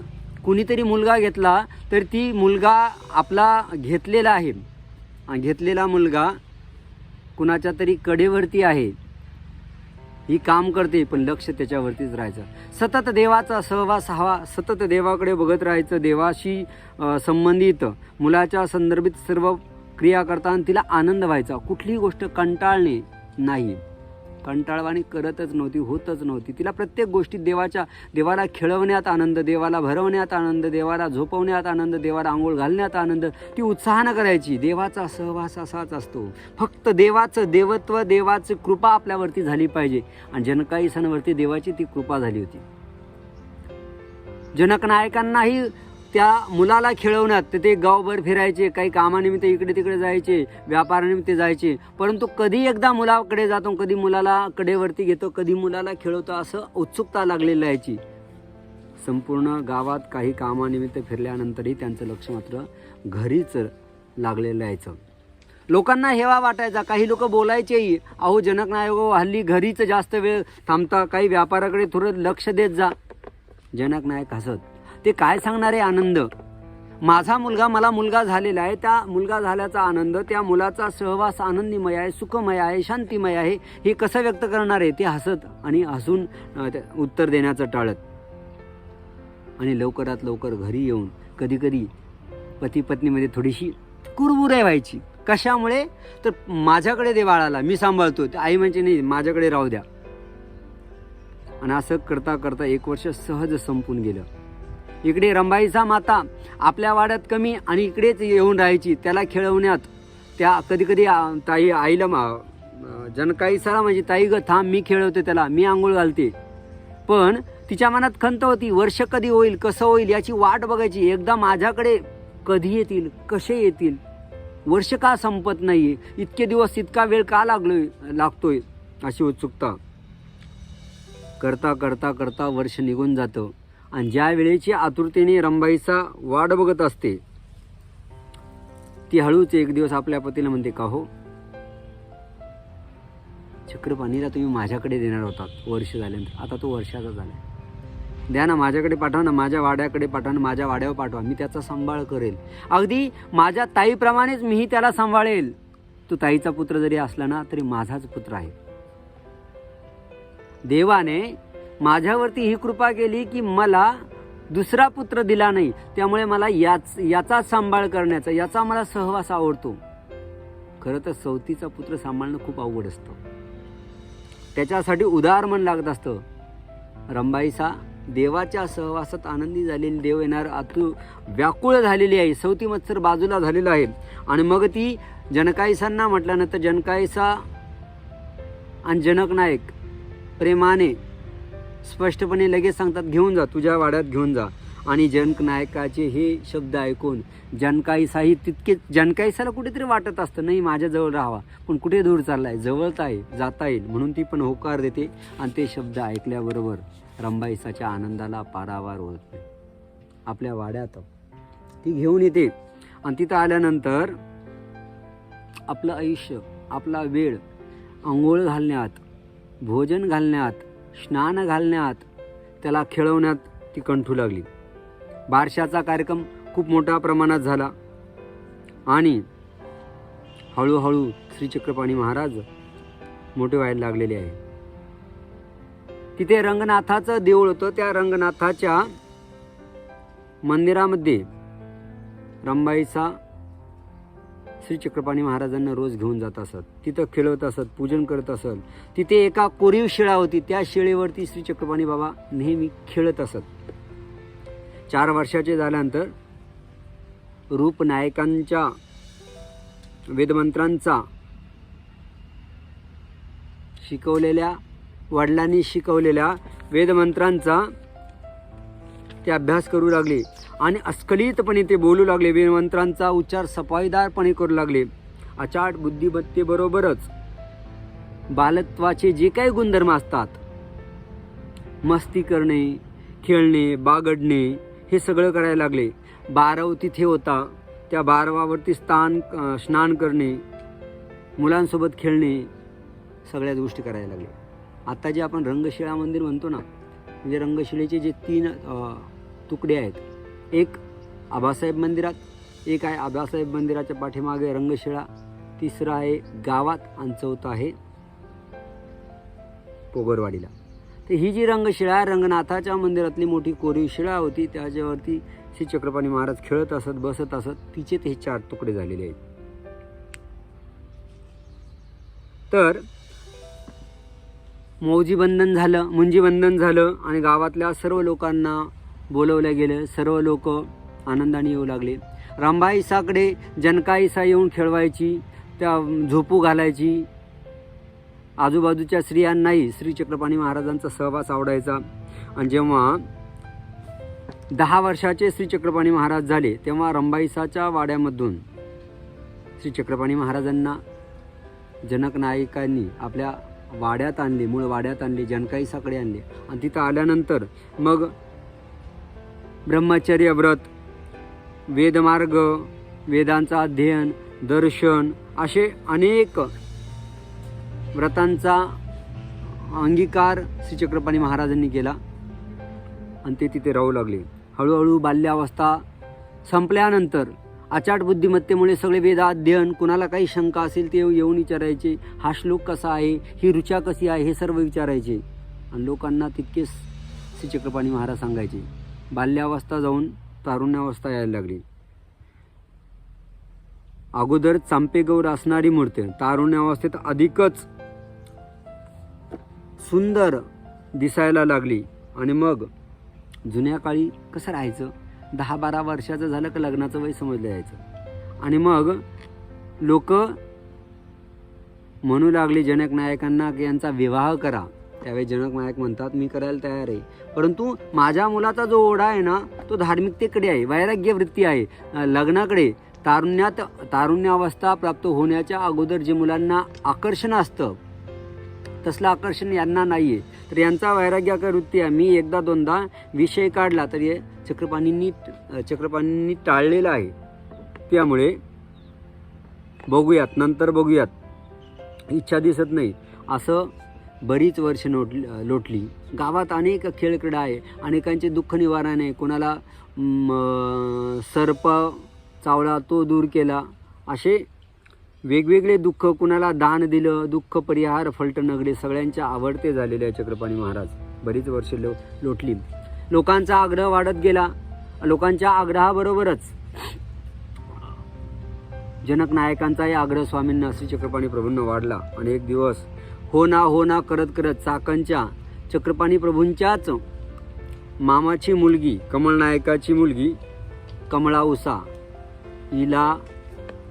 हिच्याशी लग्न करण्याचं सर्वांनी ठरवलं. आणि मुहूर्त बघून श्री चक्रपाणी महाराजांचं लग्न उरकून घेतलं. लग्न झालं, पण मुलगी अजून प्रौढ झालेली नाही, म्हणून तिला तिकडेच ठेवलेलं असतं. आणि लग्न झाल्यानंतर मग मात्र श्री चक्रपाणी प्रभूंचा दिवसाचा क्रम जो आहे तो ठरला होता. सकाळी पहाटे उठायचं, प्रातःविधी आटपायचा. प्रातःविधी आटपला की आईने दिलेलं दूध प्यायचं, पद्मासन घालून बसायचं, गावात फेरी मारायची. आणि मग शाळेत जायचं. तिथे वेदाचं अध्ययन, थोडंफार चर्चा व्हायची. मग बाणगंगा जी आहे तिथे स्नान करायचं. आणि तिथेच जवळ असलेल्या खडकावरती काही वेळपर्यंत बसायचं. बाणगंगेच्या काठावरती, ज्याला आता आपण पान पेखणे स्थान म्हणतो, तिथे जाऊन पाषाणाचा मड होता, त्यात कृष्णाची मूर्ती होती, त्या मूर्तीला फुले अर्पण करायचे. पानपेखणे मंदिरामध्ये आत्ताही श्रीकृष्ण मंदिर आहे, मध्ये आपल्याला जाता येत नाही तिथे, बरं का. गाभाऱ्यातून बाहेर निघाल्यानंतर उजव्या हाताला 2 खांब होते. त्या 2 खांबांच्या मध्ये चक्रपाणी महाराज आसनस्थ व्हायचे. आणि तिथं बसून अनेक आलेल्या लोकांच्या शंकांचं, शास्त्राच्या संदर्भातलं प्रश्नांचं उत्तर तिथं द्यायचं. कधी वेदाचं निरूपण करायचे, कधी उपनिषदाचे निरूपण करायचे, कधी षडशास्त्र, पुराण असं निरूपण करत आणि कुणाचं काही शंका असेल, प्रश्न असेल ते सोडवायचे. हा रोजचा त्यांचा दिनक्रम. आणि त्या दिनक्रमात अर्थातच लोकांची संकट, दुःखही दूर करायचेच. असे बरेच दिवस झाल्यानंतर जनक नायकांनी ठरवलं की लग्न होऊन बरेच दिवस झालेले, काही वर्ष लोटलेले आहेत, आता आपण आपल्या सुनेला आणायला हरकत नाही. आणि म्हणून चक्रपाणी महाराजांना विचारून सुनेला आणल्या जातं. अर्थात चक्रपाणी महाराज नकार देतात, पण वडील समजावून सांगतात की अशी शास्त्र रूढी आहे की पत्नी तरुण्यात आल्यानंतर, रजस्वला झाल्यानंतर तिला जर माहेरी जास्त वेळ ठेवलं तर निर्वंश होऊ शकतो, असं ठेवणं चालत नाही असं समजवतात. एक व्यवहार भाग म्हणून, नाईलाज म्हणून श्री चक्रपाणी महाराज होकार देतात. आणि मग कमळा उसाला फलटणला वाजत गाजत घेऊन येतात. काही वर्ष लोटल्यानंतर जनक नायक जनकाईचा काळ धर्माला निघून जातात, म्हणजे मृत्यू पावतात. आणि मृत्यू पावल्यानंतर सर्व घराची जबाबदारी, प्रपंचाची जबाबदारी श्री चक्रपाणी महाराजांवरती पडलेली जबाबदारी ती पार पाडण्याशिवाय कुठेतरी गत्यंतर नव्हतं. म्हणून चक्रपाणी महाराज व्यवहार समाजरीत म्हणून सर्व गोष्टी करायला लागले. आणि आईवडिलांचं श्राद्ध आलं, श्राद्ध करायचं ठरलं. श्राद्ध करायचं ठरल्यानंतर जे काही श्राद्धाची विधी असतात ते सर्व विधी उरकायची तयारी सुरू झाली. ब्राह्मणांना निमंत्रण देण्यात आलं.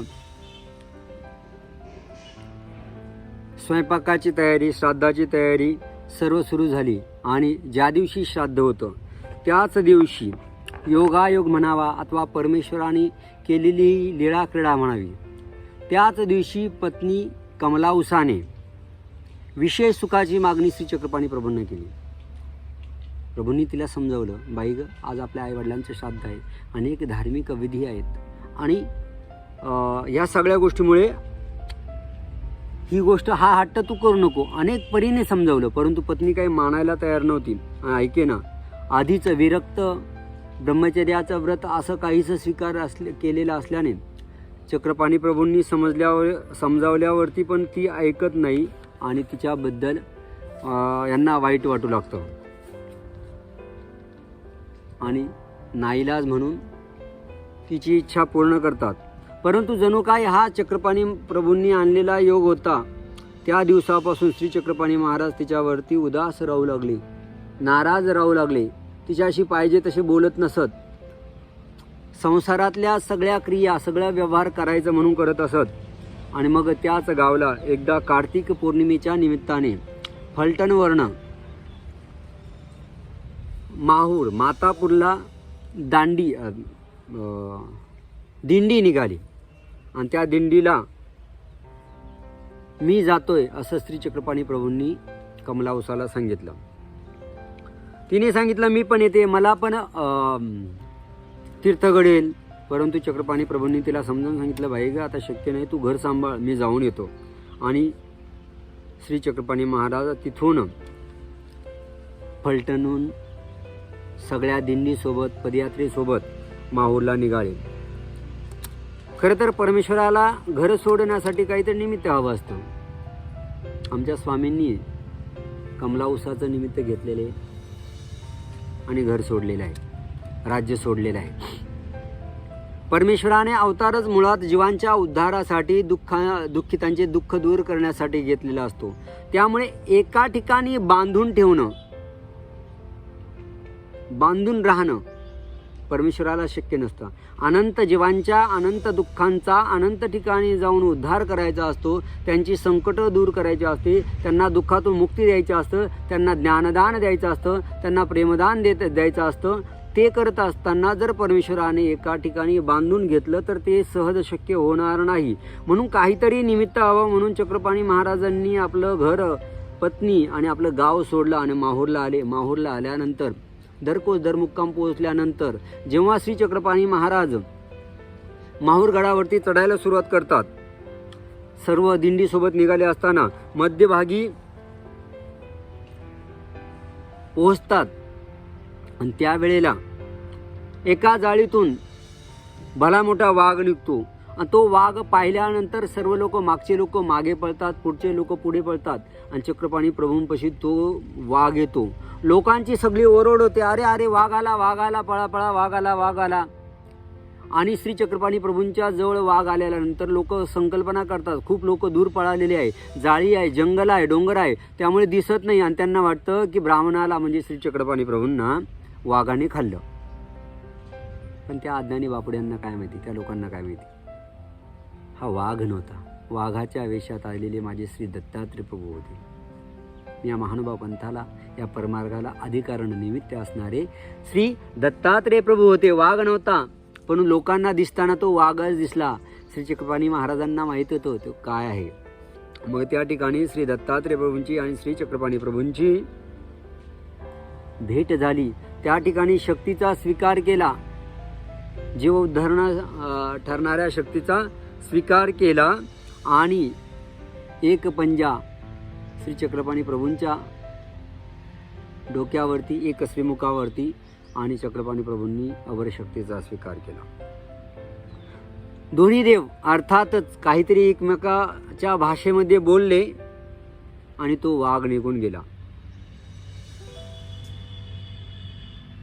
मागची माणसं वाघ निघून गेल्याचं थोडंसं लक्षात आलं, हळूहळू भीत येत आहेत. बघितलं गेला चक्रपाणी महाराजांवर, अरे अरे अरे वाघाने काही चक्रपाणी महाराजांना मारलेलं नाही. आणि पुढच्यांनाही आश्चर्य वाटलं, सगळ्यांना आश्चर्य वाटतं. आणि मग तिथून हळूहळू लोक जमा होतात, काय केलं वाघाने, काय बोललं चक्रपाणी प्रभू, कदाचित काय सांगितलं असं केलं, आला, थांबला, उभा राहिला आणि गेला. आता ते काय सांगत बसणार आहेत की दत्तात्रय प्रभू होते, नाही. आणि मग तिथून श्री दत्तात्रय प्रभू निघून गेल्यानंतर चक्रपाणी महाराज माहूरला 6 महिने होते आणि मेरूळवाडा तळ्यात स्नान व्हायचे, दोही देवाची भेटे व्हायची, असे 6 महिने तिथे चक्रपाणी महाराज होते. तिथून काही दिवसांनी 6 महिन्यांनी श्री चक्रपाणी महाराज द्वारकेला निघाले आणि द्वारावतीला त्या यात्रेकरूंसोबत निघून गेले. द्वारकेला पोहोचल्यानंतर गोमती नदीच्या काठावरती एक गुंफा होती, ज्याला पाताळ गुंफा असं म्हणतात. त्या गुंफेत चक्रपाणी महाराज राहू लागले. भिक्षा मागणे, खराटा एक घेतला, सूप घेतलं आणि ज्या माझ्या श्रीकृष्णाची म्हणजे माझीच ही द्वारका कचऱ्याने भरलेली आहे, कचरा जिकडे तिकडे आहे. आणि मग श्री चक्रपाणी प्रभूंनी त्या दिवसापासून द्वारका स्वच्छ करण्याचं, झाडण्याचं व्रत स्वीकार केलं. हातात खराटा, सूप, सर्व रस्ता झाडायचा, तो कचरा सुपात भरायचा आणि गोमती नदीत नेऊन टाकायचा. ते डोक्यावर घ्यायचं आणि गोमती नेऊन टाकायचा. जे दर्शनाला येणारे अधिकारी पुरुष असतील, भाग्यवान पुरुष असतील, त्यांना डोक्यावरती सूप ठेवायचं, वरून खराटा मारायचा आणि ज्याला खराटा मारला जायचा त्याला विद्या व्हायच्या. ज्याच्या डोक्यावरती सुपाचा मार बसायचा त्याला देवतेचे मंत्र वगैरे यायचे. असं 52 पुरुषांना त्या निवासामध्ये द्वारकेला असताना चक्रपाणी प्रभूंनी विद्यांचं दान दिलं. आणि मग त्या पाताळ गुंफेत आसनस्थ बसून कधीकधी श्री चक्रपाणी महाराज त्या द्वारकेतल्या महाजनांना, ग्रामस्थांना त्यांचे संकट दूर करणे, त्यांच्या शंका निरसन करणे असं कार्य करत असत. अनेक जण श्री चक्रपाणी प्रभूंच्या दर्शनाला आले, दुःख दूर केले. आणि असंच एकदा रुद्रपुरातल्या म्हणजे वराडातल्या रुद्रपुराहून एक दिंडी आली, यात्रेकरूंचा थवा आला. त्या थव्यात सोबत आमचे महानुभाव पंथाचे चतुर्थ पंचकृष्ण श्री गोविंद प्रभू आले. नदीच्या काठावरती खरं तर श्री चक्रपाणी प्रभूंनी संन्यास घेतलेला आहे, त्याचं वर्णन आपण पुढे बघणार आहोत. तर ते नदीच्या काठावरती सगळं त्यांची जे काय देव असतील ते मांडून बसलेले असताना त्या चक्रपाणी प्रभू तिथे आले. श्री प्रभू बाबांच्या श्रीमुकुटावरती, गोविंद प्रभू बाबांच्या डोक्यावरती सूप ठेवलं, वरून खराट्याचा मान दिला. समोर जे देवपूजा मांडलेली होती ती सगळी भरली सुपात आणि गोमती नदीत नेऊन टाकली. या ठिकाणी जेव्हा श्री चक्रपाणी प्रभूंनी गोविंद प्रभूंच्या डोक्यावरती खराटा ठेवला आणि सूप ठेवलं आणि खराट्याचा मार दिला. त्यावेळेस इथं श्री गोविंद प्रभूंनी परशक्तीचा स्वीकार केलेला आहे. अशा पद्धतीने अगोदर जर आपण बघितलं, महादासानं प्रश्न विचारला आहे की देवा या मार्गाला, या ज्ञान मार्गाला निमित्त कोण, सुरुवात कुठून? दत्तात्रेय प्रभूंपासून श्री चक्रपाणी प्रभूंनी शक्तीचा स्वीकार केला, श्री चक्रपाणी प्रभूंपासून गोविंद प्रभूंनी स्वीकार केला आणि गोविंद प्रभूंपासून आमच्या सर्वज्ञांनी केला. तर अशी ही लीळेची परंपरा. मग ह्या द्वारकेच्या निवासामध्ये श्री चक्रपाणी प्रभूंनी अनेकांचे दुःख हरण करत असताना, अनेकांच्या प्रश्नांना उत्तरे देताना जीवांचा उद्धार करणे, पण तो उद्धार या अर्थी की त्यांना दुःखातून मुक्ती देऊन त्यांचा अधिकार वाढवणे, कधीकधी चमत्कार दाखवणे. ते चमत्कार अनेक वेगवेगळ्या प्रकारे करून जीवांना सुखी करण्याचा प्रयत्न केला. आता ते वेगवेगळे चमत्कार, त्यांच्या त्या लीळारूपी कथा कोणत्या, हे आपण त्यांच्या जेव्हा कथा सांगू, लीळा सांगू तेव्हा बघणार आहोत. पण आपल्याला इथं फोकस करायचं आहे स्वामींच्या लीळांवरती. या चक्रपाणी प्रभूंनी श्री गोविंद प्रभूंना शक्ती दिल्यानंतर, अर्थात श्री गोविंद प्रभू बाबांच्या संबंधितही गोष्टी आपण नंतर बघणार आहोत. चक्रपाणी प्रभूंचं सामर्थ्य, त्यांच्या लीळा, त्यांचं विद्वत्ता, त्यांचं दुःख निवृत्ती करणं, हे सगळं त्या द्वारकेमध्ये प्रसिद्ध झालं होतं. अनेक लोक श्री चक्रपाणी प्रभूंच्या दर्शनाला यायचे. अशा घटना काही घडल्या की घटना पलीकडच्या गावची, पण ते संकट किंवा ते दुःख इथून श्री चक्रपाणी प्रभू दूर करतायत.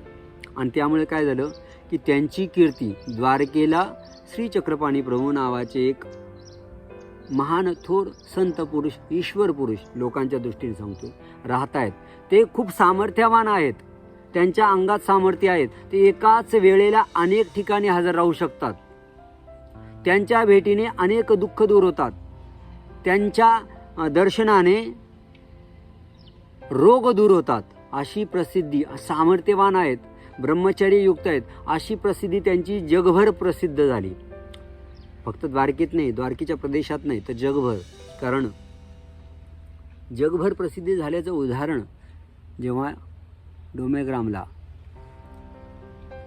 माईमभट्ट स्वामींना भेटतात, स्वामी जेव्हा चक्रपाणी महाराजांचं श्रेष्ठत्व सांगतात, तेव्हा माईमभट्ट म्हणतात त्यांनी पुरा त्याग केलेला आहे, या देहाचा, नश्वर शरीराचा त्याग केलेला आहे, म्हणून प्रसिद्धी होती. आणि हीच प्रसिद्धी चक्रपाणी बाबांची आसाममधल्या कामाख्या देवीची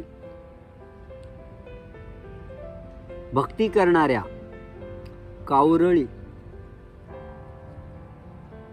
या गावच्या कामाख्या नावाच्या एका हठयोगी बाईला माहिती कळते. तिच्या साधनेतला प्रकार असावा आणि अनेक सिद्ध साधक योग्यांचा ब्रह्मचर्य व्रताचा तिने भंग केलेला असतो. आणि तो भंग करताना, अर्थात तिचा साधनेचा भाग असल्यामुळे तिला सिद्धी काही मिळत असावी. आणि चक्रपाणी प्रभूंच्या त्या तेजाची माहिती तिला मिळाल्यानंतर ती द्वारकेला आली, पाताळ गुंफेत आली आणि चक्रपाणी महाराजांना तिने सांगितलं की मला विषय सुख द्यावं. चक्रपाणी महाराजांनी तिला समजावून सांगितलं, बाई ग, आम्ही ब्रह्मचर्य व्रताचा अंगीकार केला आहे आणि श्री दत्तात्रेय प्रभूंची शपथ आहे मला, त्यामुळे हे व्रत मी भंग करू शकत नाही. तिने सांगितलं नाही, मला तर हवंच आहे. आणि मग दत्तात्रेय प्रभूंची शपथ तिला देऊन तिला गुंफेच्या बाहेरच थांबवतात चक्रपाणी महाराज. ती 7 अहोरात्र, दिवस रात्र गुंफेच्या बाहेर उभे राहते. चक्रपाणी महाराज येऊ देत नाही तिला. जेव्हा ती आपल्या हट्ट सोडत नाही, हट्टाला पेटलेली आहे, ती मागे हटत नाही असं बघितलं, त्यावेळेस जणू काही चक्रपाणी महाराजांचं अवतार कार्य द्वारावती नगरीतलं, द्वारकेतलं संपुष्टात आलं होतं, संपलं होतं. त्यामुळे कुणाला तरी निमित्त करून कदाचित श्री चक्रपाणी प्रभूंना द्वारका सोडायचीच होती. ही 7 दिवस हट्टाला पेटलेली स्त्री जात नाही असं बघितल्यानंतर श्री चक्रपाणी प्रभूंनी त्या शरीराचा, त्या देहाचा, त्या पुराचा त्याग केला.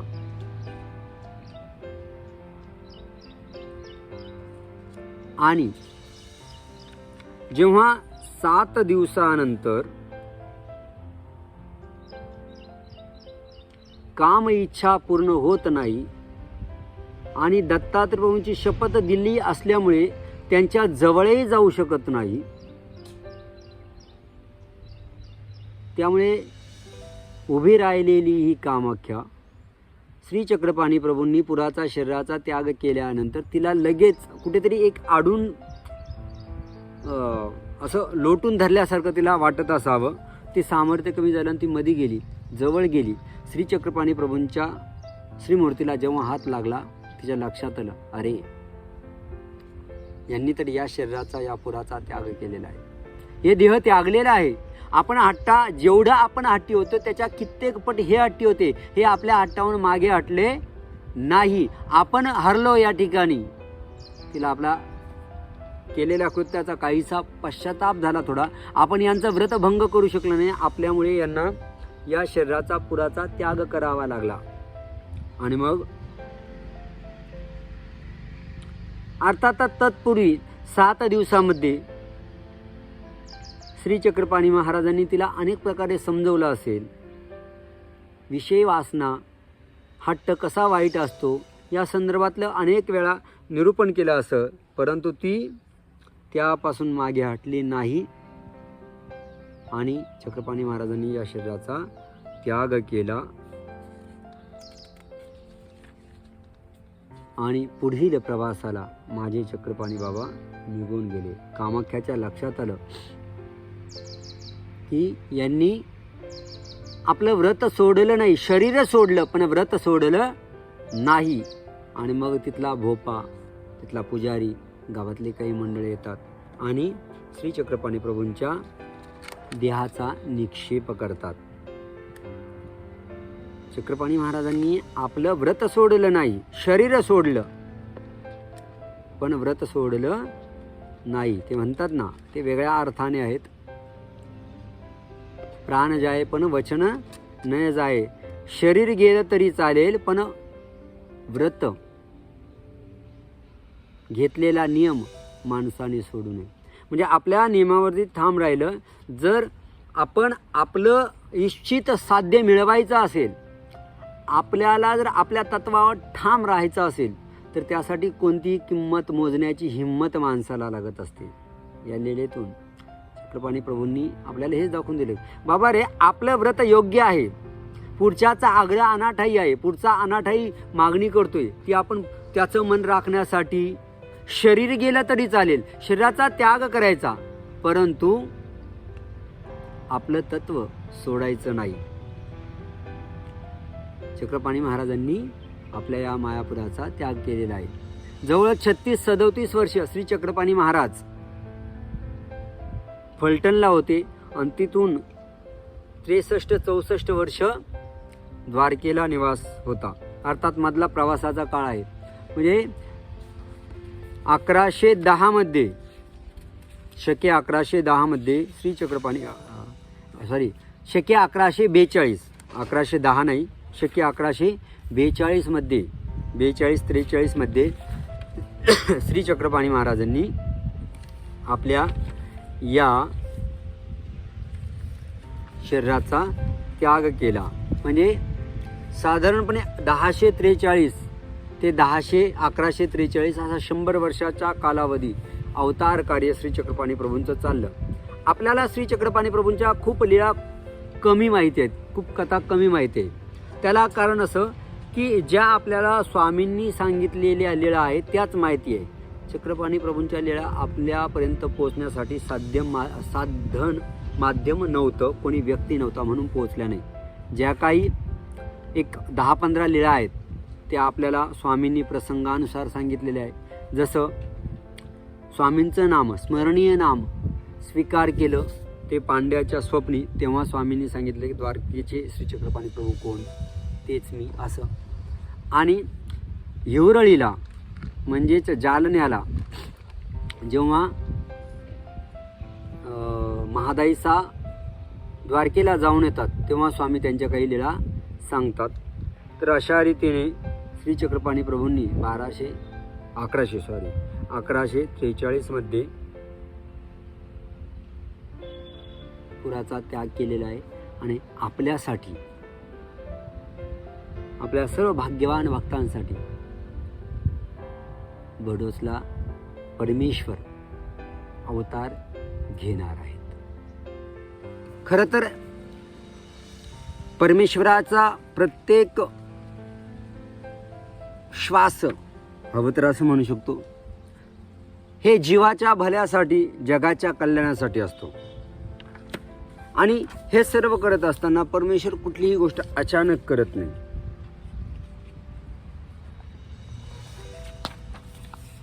अवतीर्ण झाल्यानंतर प्रत्येक जीवाला त्याच्या त्याच्या योग्यतेनुसार, त्याच्या त्याच्या भाग्यानुसार, अधिकारानुसार परमेश्वर दान देत असतात. कधी कधी असंही वाटतं की परमेश्वराचं, त्या परमेश्वर अवताराचं वागणं इतकं सामान्य असतं की अरे हे परमेश्वर खरेच असावेत का.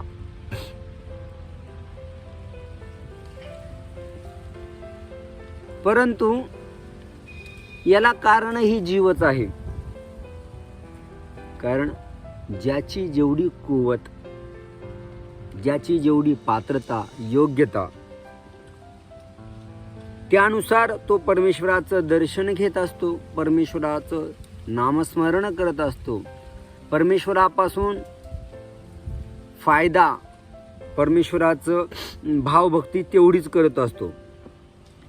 ज्याची जेवढी झोळी तेवढं दान त्याला मिळत असतं.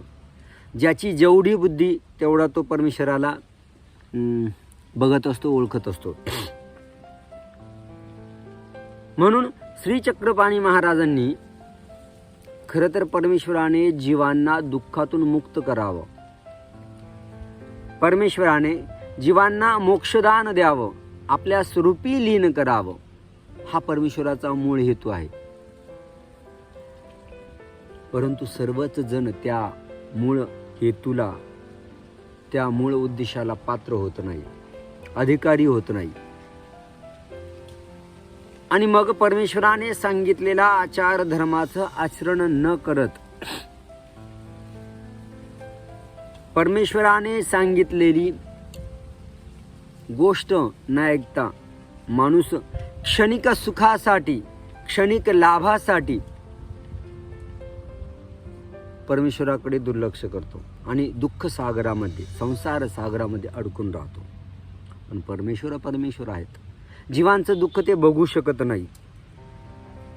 आणि मग तो अधिकारी नाहीये, पण दुःखात अडकलेला आहे, गुंतलेला आहे, सागरामध्ये पडलेला आहे. त्याला तेवढ्यातून मुक्त करायला हवं. म्हणून परमेश्वर मोक्षदान, प्रेमदान, ज्ञानदान ही गोष्ट बाजूला ठेवतात आणि क्षणिक, काही काळापुरतं, काही वर्षांपुरतं सुख जीवाला प्रदान देतात. दुःखातून त्याला तेवढा विसावा मिळावा म्हणून मुक्त करण्याचा प्रयत्न करतात. म्हणूनच श्रीचक्रपाणी महाराजांनी ज्ञानदान, प्रेमदान न देता देवतांच्या विद्या देण्याचं कार्य अखंडितपणे, अविरतपणे केलं. द्वारका नगरी साफ करण्याचं, झाडण्याचं कार्य संपूर्ण अवतार कार्य असेपर्यंत केलं, जीवनभर केलं, हवं तर असं म्हणा. आणि शेवटी जीवाच्या दुराग्रहापुढे, हट्टापुढे देवाला हात टेकवावे लागले. खरं तर अशक्य नव्हतं. परमेश्वराने आपल्या सामर्थ्याने तिला, त्या दुराग्रही कामाख्याला तिच्या हट्टापासून परावृत्त करणं अवघड नव्हतं, परंतु परमेश्वराला निमित्त करायचंच होतं आणि ठरलेले प्लॅन असतात. खरं तर मी एका वेगळ्या अंगाने असं म्हणेल की अर्थात हे सहज एक भोळं भाबडं म्हणणं आहे की कामाख्याचे उपकार मानायला हवेत आपण. अर्थात ते पुन्हा सांगेल भोळं भाबडं आहे. परमेश्वराचं अवतार कार्य असं काही थांबत नसतं. महानुभाव पंथ स्थापन होणार होता, या सगळ्या गोष्टी होणारच होत्या. परंतु तिच्या त्या दुराग्रहाचा फायदा आम्हाला झाला आणि हरिपाळ रूपी देहाचा स्वीकार करून आम्हाला सर्वज्ञ श्री चक्रधर स्वामी मिळाले. अर्थात हा एक सहज सामान्य बुद्धीचा भाग आहे. जेव्हा द्वारकेला श्री चक्रपाणी महाराजांनी त्या शरीराचा त्याग केला त्याच वेळेची घटना आहे. गुजरात मधल्यात भडोच राजधानीला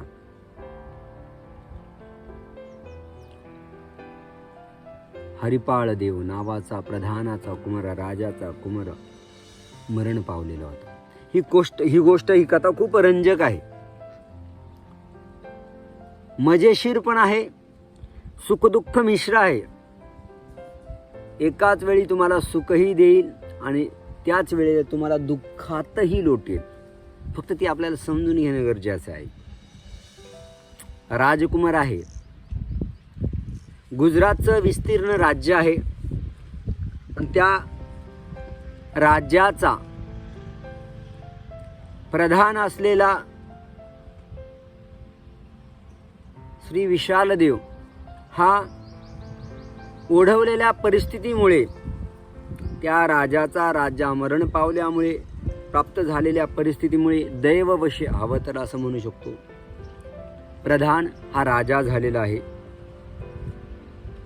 आणि त्या राजाचा एकुलता राजकुमार हरिपाळ देव तारुण्यात आलेला आहे.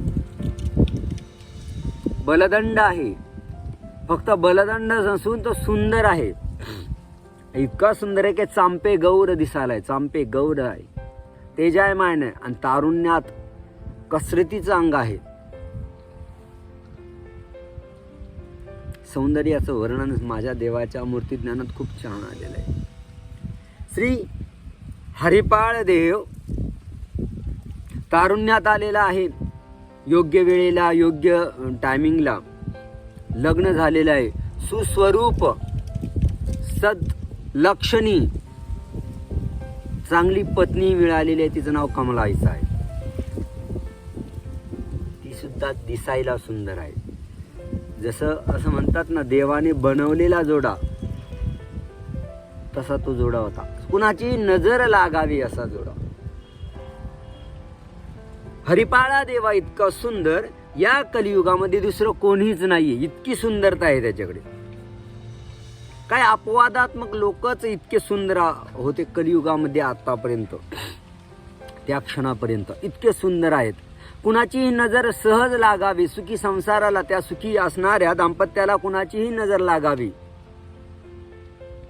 आणि त्या हरिपाळ देवाचं सुंदर स्वरूप बघून कुणालाही हेवा वाटावा असं त्यांचं रूप होतं. आपल्या मालनी मातेला म्हणजे हरिपाळ देवाच्या आईला खूप कौतुक होतं. मुलाबद्दल कौतुक असून दे सुद्धा खूप जपत असत, कारण की त्या राजाचा राजपुत्रच नाही तर त्या परिसरामध्ये, त्या भागामध्ये इतका सुंदर कोणीच नाही. बऱ्याच वेळा त्या माता मालिनीच्या मनात यायचं, माझा मुलगा इतकं सुंदर आहे, कुणाची नजर लागावी इतकं सुंदर आहे, पण दैवाची नजर लागू नये, दैवाची नजर कधीही लागू नये असं तिला नेहमी सतत वाटत राहायचं. हरिपाळ देव फक्त सुंदर नव्हता, पराक्रमी तितकाच होता. त्यावेळेला महाराष्ट्रावरती सिंगनदेव नावाच्या राजाचं राज्य होतं आणि त्या राजाचा प्रधान खोलेश्वर यानं अचानक जेव्हा गुजरातवरती आक्रमण केलं, या अगोदरही अनेक युद्ध झाली होती, पण जेव्हा ऐन तारुण्यामध्ये हरिपाळ देवाच्या जेव्हा युद्ध करण्याचा प्रसंग आला तर तो फक्त दिसायला सुंदर होता असा नाही, तर पराक्रमी होता, नेभळट नव्हता, पराक्रमी होता. एका गावात 2 तुकडे. आणि जेव्हा त्या खोलेश्वराने गुजरातवरती आक्रमण केलं तर या सर्व गुर्जर सैन्यासह हरिपाळ देवाने त्या कसलेल्या मुरब्बी असलेल्या खोलेश्वराचा पराभव इतका केला की यादवांचं सैन्य गुर्जरांच्या सैन्याने म्हणजे हरिपाळ देवाच्या सैन्याने यादवांचं सैन्य पराभूत करत करत करत करत करत हाकलत हाकलत पळवत पळवत पार त्यावेळची राजधानी होती देवगिरी, त्या देवगिरीच्या जवळ असणाऱ्या वेरूळपर्यंत पळवून आणलं होतं. खरं तर आक्रमण केलं सिंगनदेवाच्या प्रधानाने आणि त्याला हरवायचं होतं आणि त्याला विशाल देवाला आपल्या मांडलिक करायचं होतं, तह करून सोडून द्यायचं होतं. पण उलटच झालं. इतकं पराभूत करण्यात आलं की त्याला पार राजधानीजवळ पिटाळून लावलं त्या खोलेश्वराला, त्याच्या सैन्याला. आणि वेरूळपर्यंत आपल्या सैन्याशी तरण्या बांड सैन्यासह युद्धकुशल असलेल्या सैन्यासह हरिपाळ देव वेरूळपर्यंत आले. आणि शेवटी उलटच झालं. तह यादवांना हरिपाळ देवाशी करावा लागला आणि मग तो समेट झाला. असे हे खूप पराक्रमी हरिपाळ देव होते. सौंदर्यात तोड नव्हती, पराक्रमात तोड नव्हती आणि सद्गुण अनेक जण त्यांच्यावरती जीवापाड प्रेम करायचे. हरिपाळ देवावरती वागणंही तसंच होतं, दयाळूपणाही तसाच होता, क्रूरता नाही, राजपुत्र असून कसल्याही गोष्टीचा माज नाहीये, कुणावरतीही विनाकारण आक्रमण करणं नाहीये. कारण समाजात जगाची व्यवस्था अशी आहे, जर तारुण्यावस्था असेल, दिसायला सुंदर असेल, राजबिंडा असेल, म्हणजे जरा अंगात धग असेल, ज्याला आजच्या नॉर्मल शब्दात बळ माज म्हणू शकतो, पण तो माज या अर्थाने तारुण्याचा, आणि वरून जर अधिकार असेल, सत्ता असेल, सोबत पैसा असेल, तर त्याला उन्मादी होण्यापासून, त्याचा उन्माद आवरण्याला कोणीही समर्थ नसतं. त्याला अत्याचारी होण्यापासून कोणालाही रोखणं अवघड जात असतं. हरिपाल देवाच्या अंगामध्ये असा कसलाच माज नव्हता, उन्माद नव्हता, गर्व नव्हता, स्वभाव ताट नव्हता, मृदू स्वभाव होता, प्रेमळ स्वभाव होता. सगळ्यांशी, सेवकांशी सुद्धा प्रेमाने वागत असत. एका युद्धामध्ये हरिपाल देवांना अशाच्या एका युद्धामध्ये डाव्या भवईला कांदी म्हणजे व्रण होता तलवार लागल्याचा. हल्ली बघा फॅशन झालेली आहे. मला ती फॅशन, कुणाचा फोटो, कुणाचा व्हिडिओ असा बघितला आणि ते बघितलं कट झालेलं की मला माझे श्री चक्रधर स्वामी आठवतात. डावे भवईवरी कांदी, तो व्रण शोभून दिसायचा, कारण ते गोरे आहेत. गोरे म्हणजे कसे, चाफ्याच्या फुलासारखे आहेत. चाफ्याचं पण पांढर फडक असतं, नाही पिवळे आहे. पण पिवळे म्हणजे काय, हळदीसारखे आहे का? एखाद्या मनुष्याला कावीळ झाली तर तो पिवळा पडतो, तशी आहे का? नाही, लालसर आहेत, आरक्त आहेत. बघावंसं वाटतं गो सौंदर्य. असे ते हरिपाल देव आहेत. आणि तारुण्य आहे, 24-25 प्राप्त झालेली आहे, अंगात धग आहे, सर्वांवरती ऐश्वर्य आहे. आणि अशा वेळेला एक 5-7 दिवसात अचानक हरिपाळ देवावरती सर्व व्यवस्थित चाललेल्या असताना, सर्व जबाबदाऱ्या हरिपाल देव पार पाडत असताना, प्रजेचा आवडता झालेला आहे, पत्नीचा आवडता आहे, आईवडिलांचा आवडता आहे, सेवकांचा आवडता आहे, सैनिकांचा आवडता आहे, सगळीकडे जय जयकार होतोय. आणि अचानक आजारी पडतात. काही कारण नाही, तसं काही विशेष कारण नाही, नॉर्मल आजारी पडतात. आणि आजारी पडल्यानंतर इतकं शरीर खंगत जातं की अचानक 5-7 दिवसात आजारी पडल्यानंतर हरिपाळ देव मरण पावतात. सर्व व्यवस्थित चाललेले आहे, कुणाची तरी दृष्टच लागलेली असावी असं म्हणायला हरकत नाही. असा प्रपंच आहे, असा संसार आहे, असं आयुष्य आहे, सुंदर चाललेले, सर्व व्यवस्थित चाललेलं असताना अचानक 5-7 दिवसाचं निमित्त होतं आजारी पडण्याचं आणि हरिपाळ देव मरण पावतात. हाहाकार उडतो. अर्थातच जेव्हा आजारी पडतात त्यावेळेस सर्व उपचार, रोग, वैद्य, हाकीम सगळे सगळे सगळे सगळे बोलवलेले असतात, अनेक उपचार, पण त्या उपचारांना यांचं शरीर साथच देत नाही, खंगत खंगत खंगत चाललेले आहेत. आणि त्या खंगलेल्या शरीरावरती शेवट काळाचा घाला पडतो. हरिपाळ देव मरण पावतात. सगळ्या राज्यावरती जशी वार्ता ही कळते की हरिपाळ देव मरण पावलेले, सगळं वातावरण दुःखित होतं. ज्याला ज्याला कळतं तो दुःखी होतो, ज्याला ज्या कळतं तो धाय मोकलून रडतोय. कारण की प्रत्येकावरती यांचं वागणं हरिपाळ देवांचं अतिशय प्रेमाने, सौजन्याचं असल्या कारणाने कुणाला ना कुणाला काही ना काही मदत हरिपाळ देवांनी केलेली आहे. आणि ती मदत करत असताना अर्थातच परतफेडीच्या भावनेने केलेलं नाहीये, उपकार केल्याच्या भावनेने केलेलं नाही, केलेली मदत कधी बोलून दाखवलेली नाही. नेकी कर दर्यामध्ये डाल अशा पद्धतीने जे केलं विसरले हरिपाळ देव. त्यामुळे ज्याला ज्याला हरिपाळ देव मरण पावल्याची वार्ता कळे तो रडतोय, ओक्साबोक्सी रडतायत, नगरजन रडतायत. जे रोजच्या सेवेतले लोक आहे ना ते धाय मोकलून रडतायत. आणि विशाल देवाची कथा काय सांगावी हो. एकुलता एक, अनेक नवस जाप्यांनी मिळालेला, प्राप्त झालेला पुत्र मरण पावलेला आहे ऐन तारुण्यात. ज्याच्याबद्दल मी अनेक स्वप्न रंगवली होती, असा सम्राट होणार नाही इतिहासात, असा हरिपाळ देव आजारी पडला आणि आजारी पडलेला मरण पावलेला आहे. काय त्या पित्याचं काळीज पिळवटून निघालेलं आहे. ओक्साबक्सी रडताय. पुरुष सहजासहजी रडत नसतो, पण यांना सावरणं अवघड जातंय. कसं कसं कसं करावं, काय करावं. माझा एकुलता एक आधार गेलेला आहे, माझ्या राजाचा धनी गेलेला आहे, मला ज्याच्याशिवाय जगण्याची संकल्पनाच मी करू शकत नव्हतो असा हरिपाळ देव गेलेला आहे. जो अनेकांना संकटामध्ये धावून जायचा, अनेकांना धीर द्यायचा, तो हरिपाल देव गेल्यानंतर विशाल देव हताश झालेले आहे. सगळे राजपुरोहित, सैन्य, मंत्रीगण विशाल देवाला सगळे रडतायत, पण रडण्यासोबतच विशाल देवाला धीर देण्याचा प्रयत्न करतायत. धीर देणं कुणाला तरी गरजेचं असतं ना,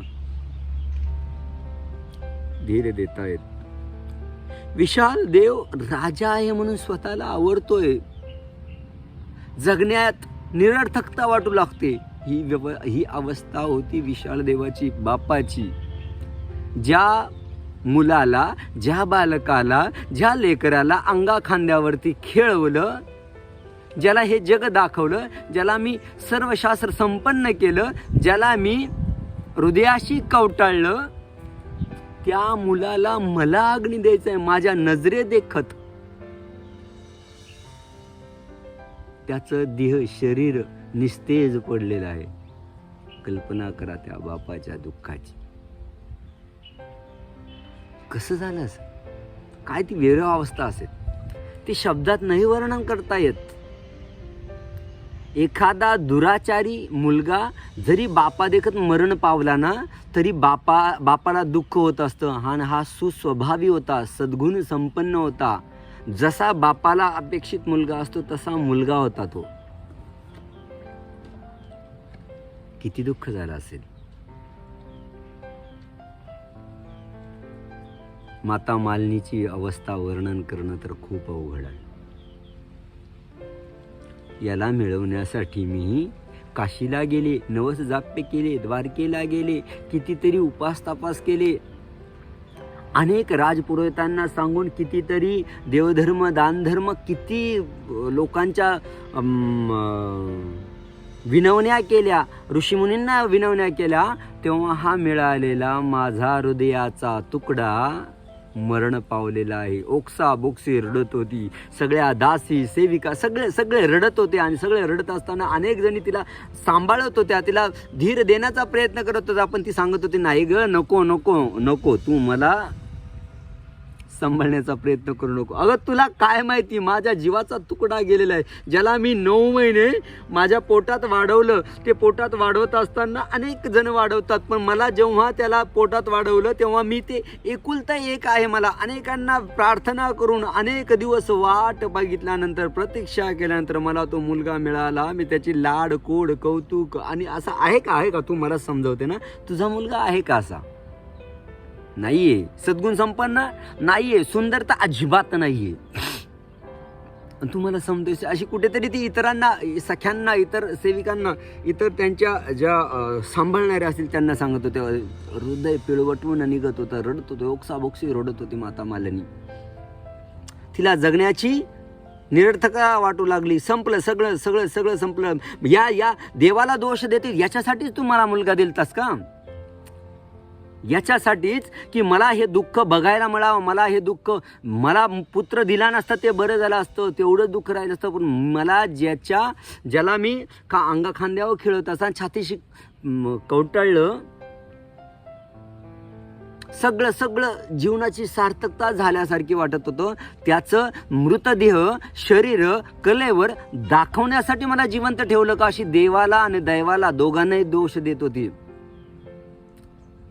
देवाच्या नावाने टाहो फोडत होती. का केलंस तू? जर त्याला असं करायचं होतं तर मला अगोदर का नेलं नाही, माझं आयुष्य त्याला दे. अशा ओक्साबोक्सी रडत असताना अनेक प्रकारे दुःख आक्रांत करते ही मालिनी माता. सगळी दुःख आहे. आणि अशा या दुःखित वातावरणात कमलावसांचं दुःखाचं वर्णन करणं तर अजून कठीण आहे. नुकत्याच काही वर्ष झालीत, फक्त 4 गाड्या समजा हव्या तर, ज्याच्यासोबत संसाराच्या नाही तर 7 जन्मांच्या आणाभाका घेतलेल्या आहेत.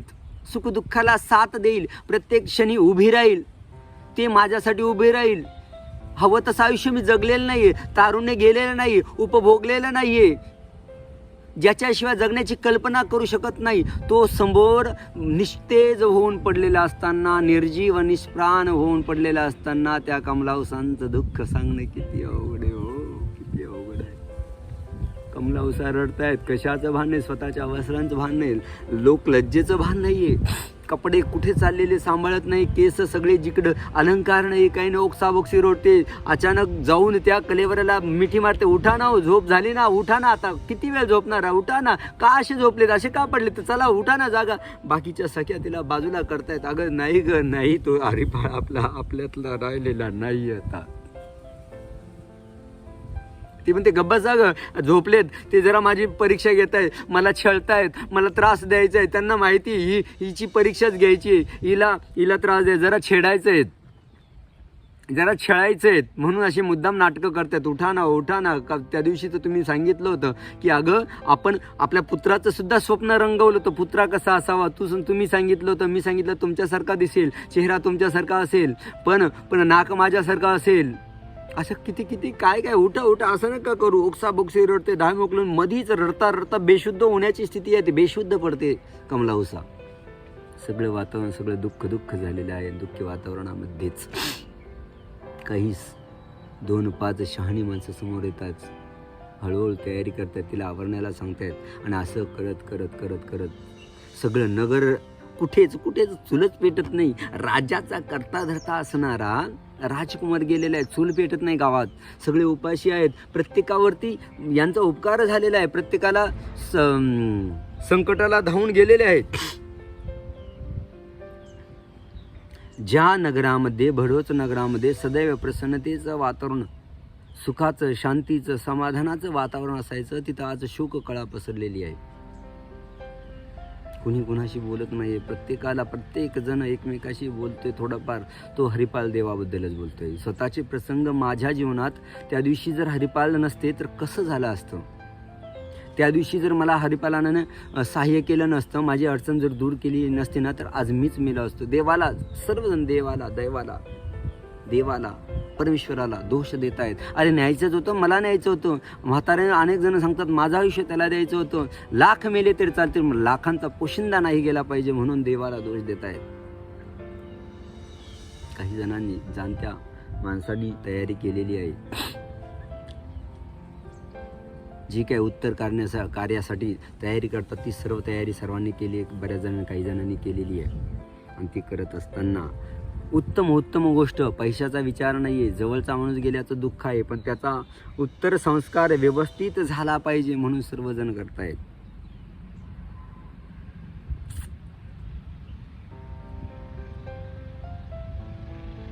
सर्वच जण करतायत.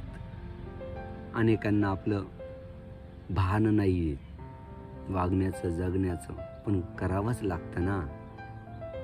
काळाच्या पुढे कुणाची चाललंय का काही? कुणाचंच काही चालत नाही. हतबल होतात मनुष्य, चांगले रथी महारथी हतबल होतात. हतबल व्हावंच लागतं. कालचक्र कुणाला चुकलेलं नाहीये, मरण कुणाला चुकलेलं नाहीये. मरणाच्या भीतीनेच आपण आयुष्यभर जगत असतो.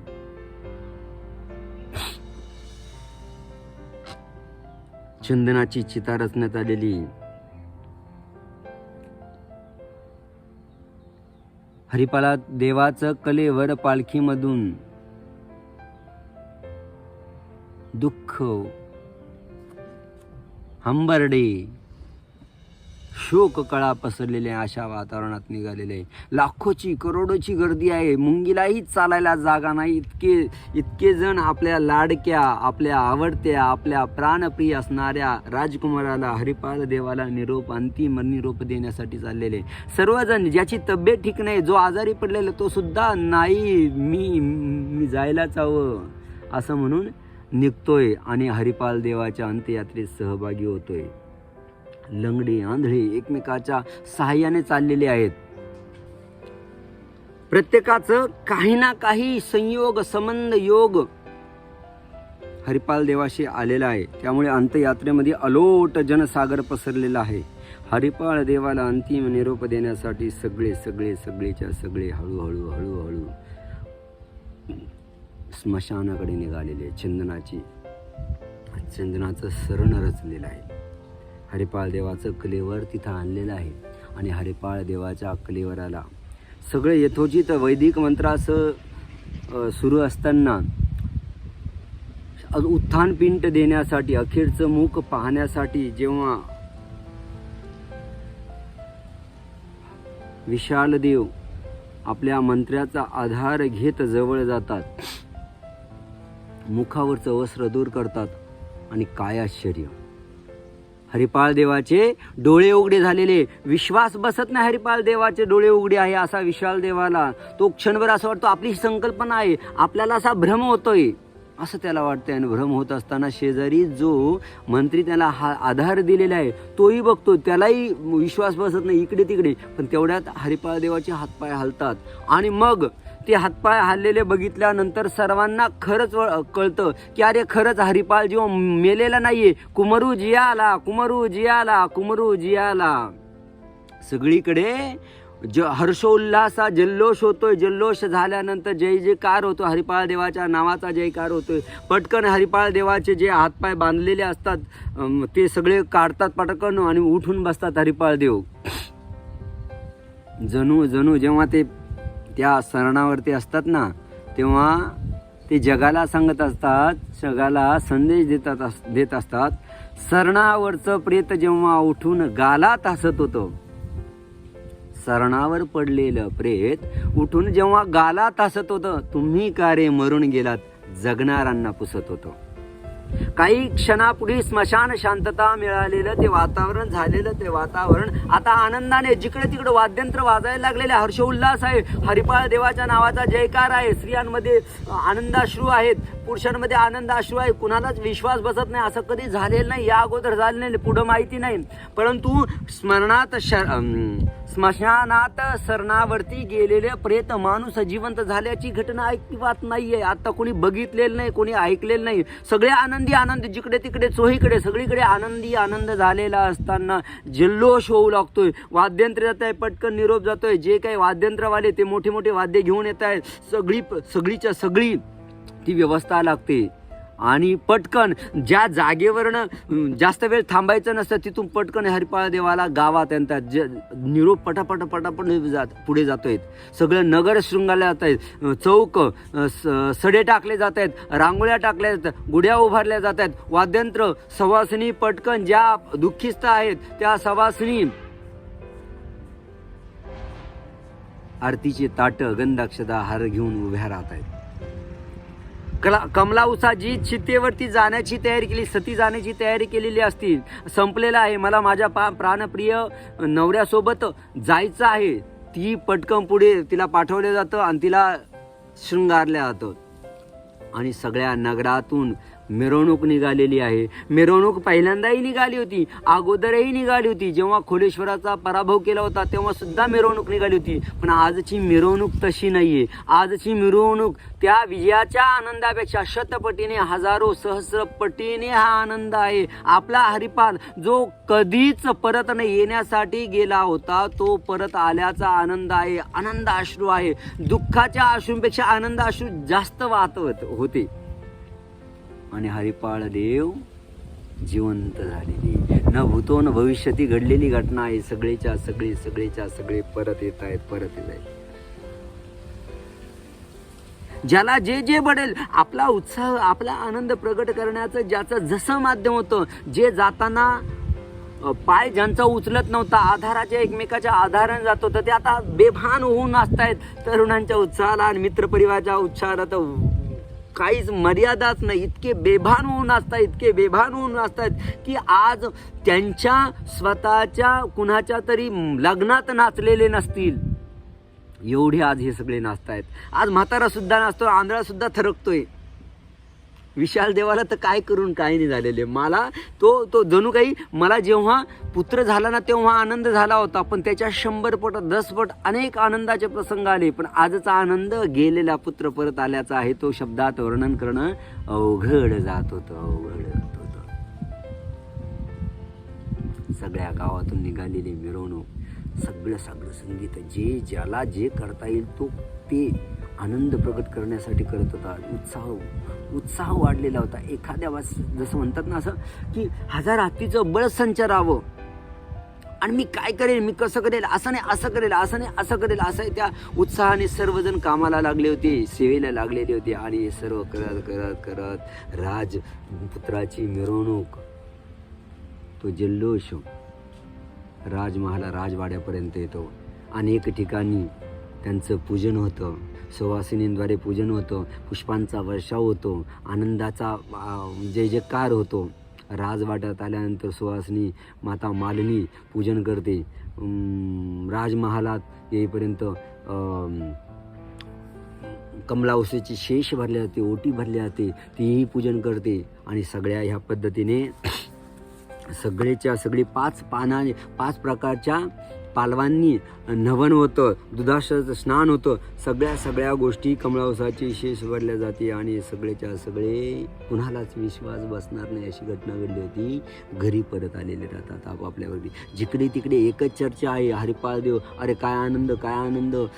गर्दी इतकी होती का ती परत जाताना तरी ती मंद पावलांची होती, ही उत्साहाची होती. सगळी राजवाडा गजबजून गेलेला आहे. अनेक प्रसंग आले, अनेक प्रसंग असे घडले की ज्यावेळेस आनंद साजरा व्हावा, म्हणजे त्यात युद्धाहून आलेला विजय असेल, अथवा ज्या वेळेला कमलावसांचं आणि हरिपाळ देवाचं लग्न झालं त्यावेळेला सुद्धा एवढी गर्दी नव्हती, त्याच्या कित्येक पट गर्दी झालेली होती. म्हणजे राजवाड्यामध्ये पाय ठेवायला जागा नव्हती. अनेक जण राजवाड्यापर्यंत सोडून परत आपापल्या घरी गेलते. चुली पेटल्या होत्या, आनंदच होता. आणि जणू काय एखादा सण असावा असं सगळ्यांनी नंतर भोजनं केली, तयारी केली सगळी, कारण उत्सव झालता. तरीही कित्येक जण घरी जाऊनही राजवाड्यामध्ये पाय ठेवायला जागा नव्हती. आणि एक हळूहळू सर्वजण आपल्या घरी निघून गेले. हळूहळू राजवाड्यातली लोक कमी होत आहेत. पण बऱ्याच जणांना जावंसं वाटत नाही, मी थांबतोच. परत अरे चला जाऊया, नाही थोड्या वेळानं जाऊ, नाही थोड्या वेळानं जाऊ, नाही थोड्या वेळानं जाऊ. आणि मग राजमहालामध्ये कमळावसाच्या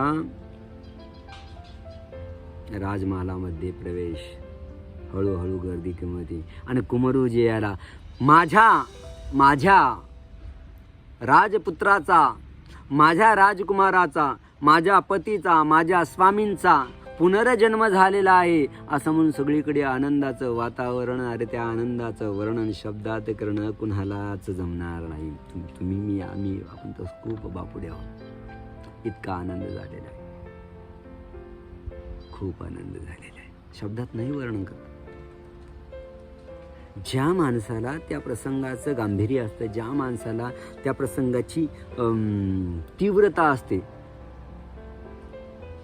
त्यालाच हे तो सुद्धा शब्दाचा नेमका किती आनंद झाले. आपल्या जीवनात आनंदाचे क्षण येतात, ते आनंदाचे क्षण आठवून बघा, नाही वर्णन करतात. किती आनंद झाले, खूप आनंद झाला, कसा आनंद आहे, लय मोठा आनंद झालाय. इथे हरिपाळा देव जिवंत झाल्याचं आनंदाचं वर्णन त्या कमळावसाच्या शब्दात. कमळावसा कशी करू शकेल, ती विशाल देव कसे सांगू शकतील, मालनी माता कशी सांगू शकेल, कोणीच सांगू शकणार नाही. ते शब्दातीत गोष्ट आहे, शब्दांच्या पलीकडची गोष्ट आहे. ते शब्दात कोणीच मांडू, कितीही विद्वान असला तरी नाही सांगू शकत. आनंद किती झालेला आहे. अशा पद्धतीने हरिपाळ देव जिवंत झालेले आहेत, जिवंत झालेले आहेत. पुढे काय झालं बघूयात, नंतर थांबूयात. धन्यवाद. मला आनंद माझा शब्दात व्यक्त करू शकत नाही. माझ्यासाठी काय गोष्ट आहे, ते कसं झाले हे शब्दात थांबवू शकत नाही. पुढची ती कथा कंटिन्यू करण्यासाठी जे शब्द आहेत ना, ते माझे थांबलेले आहेत, म्हणून मी पुढे नाही सांगू शकत. आता तरी थांबतोय. धन्यवाद.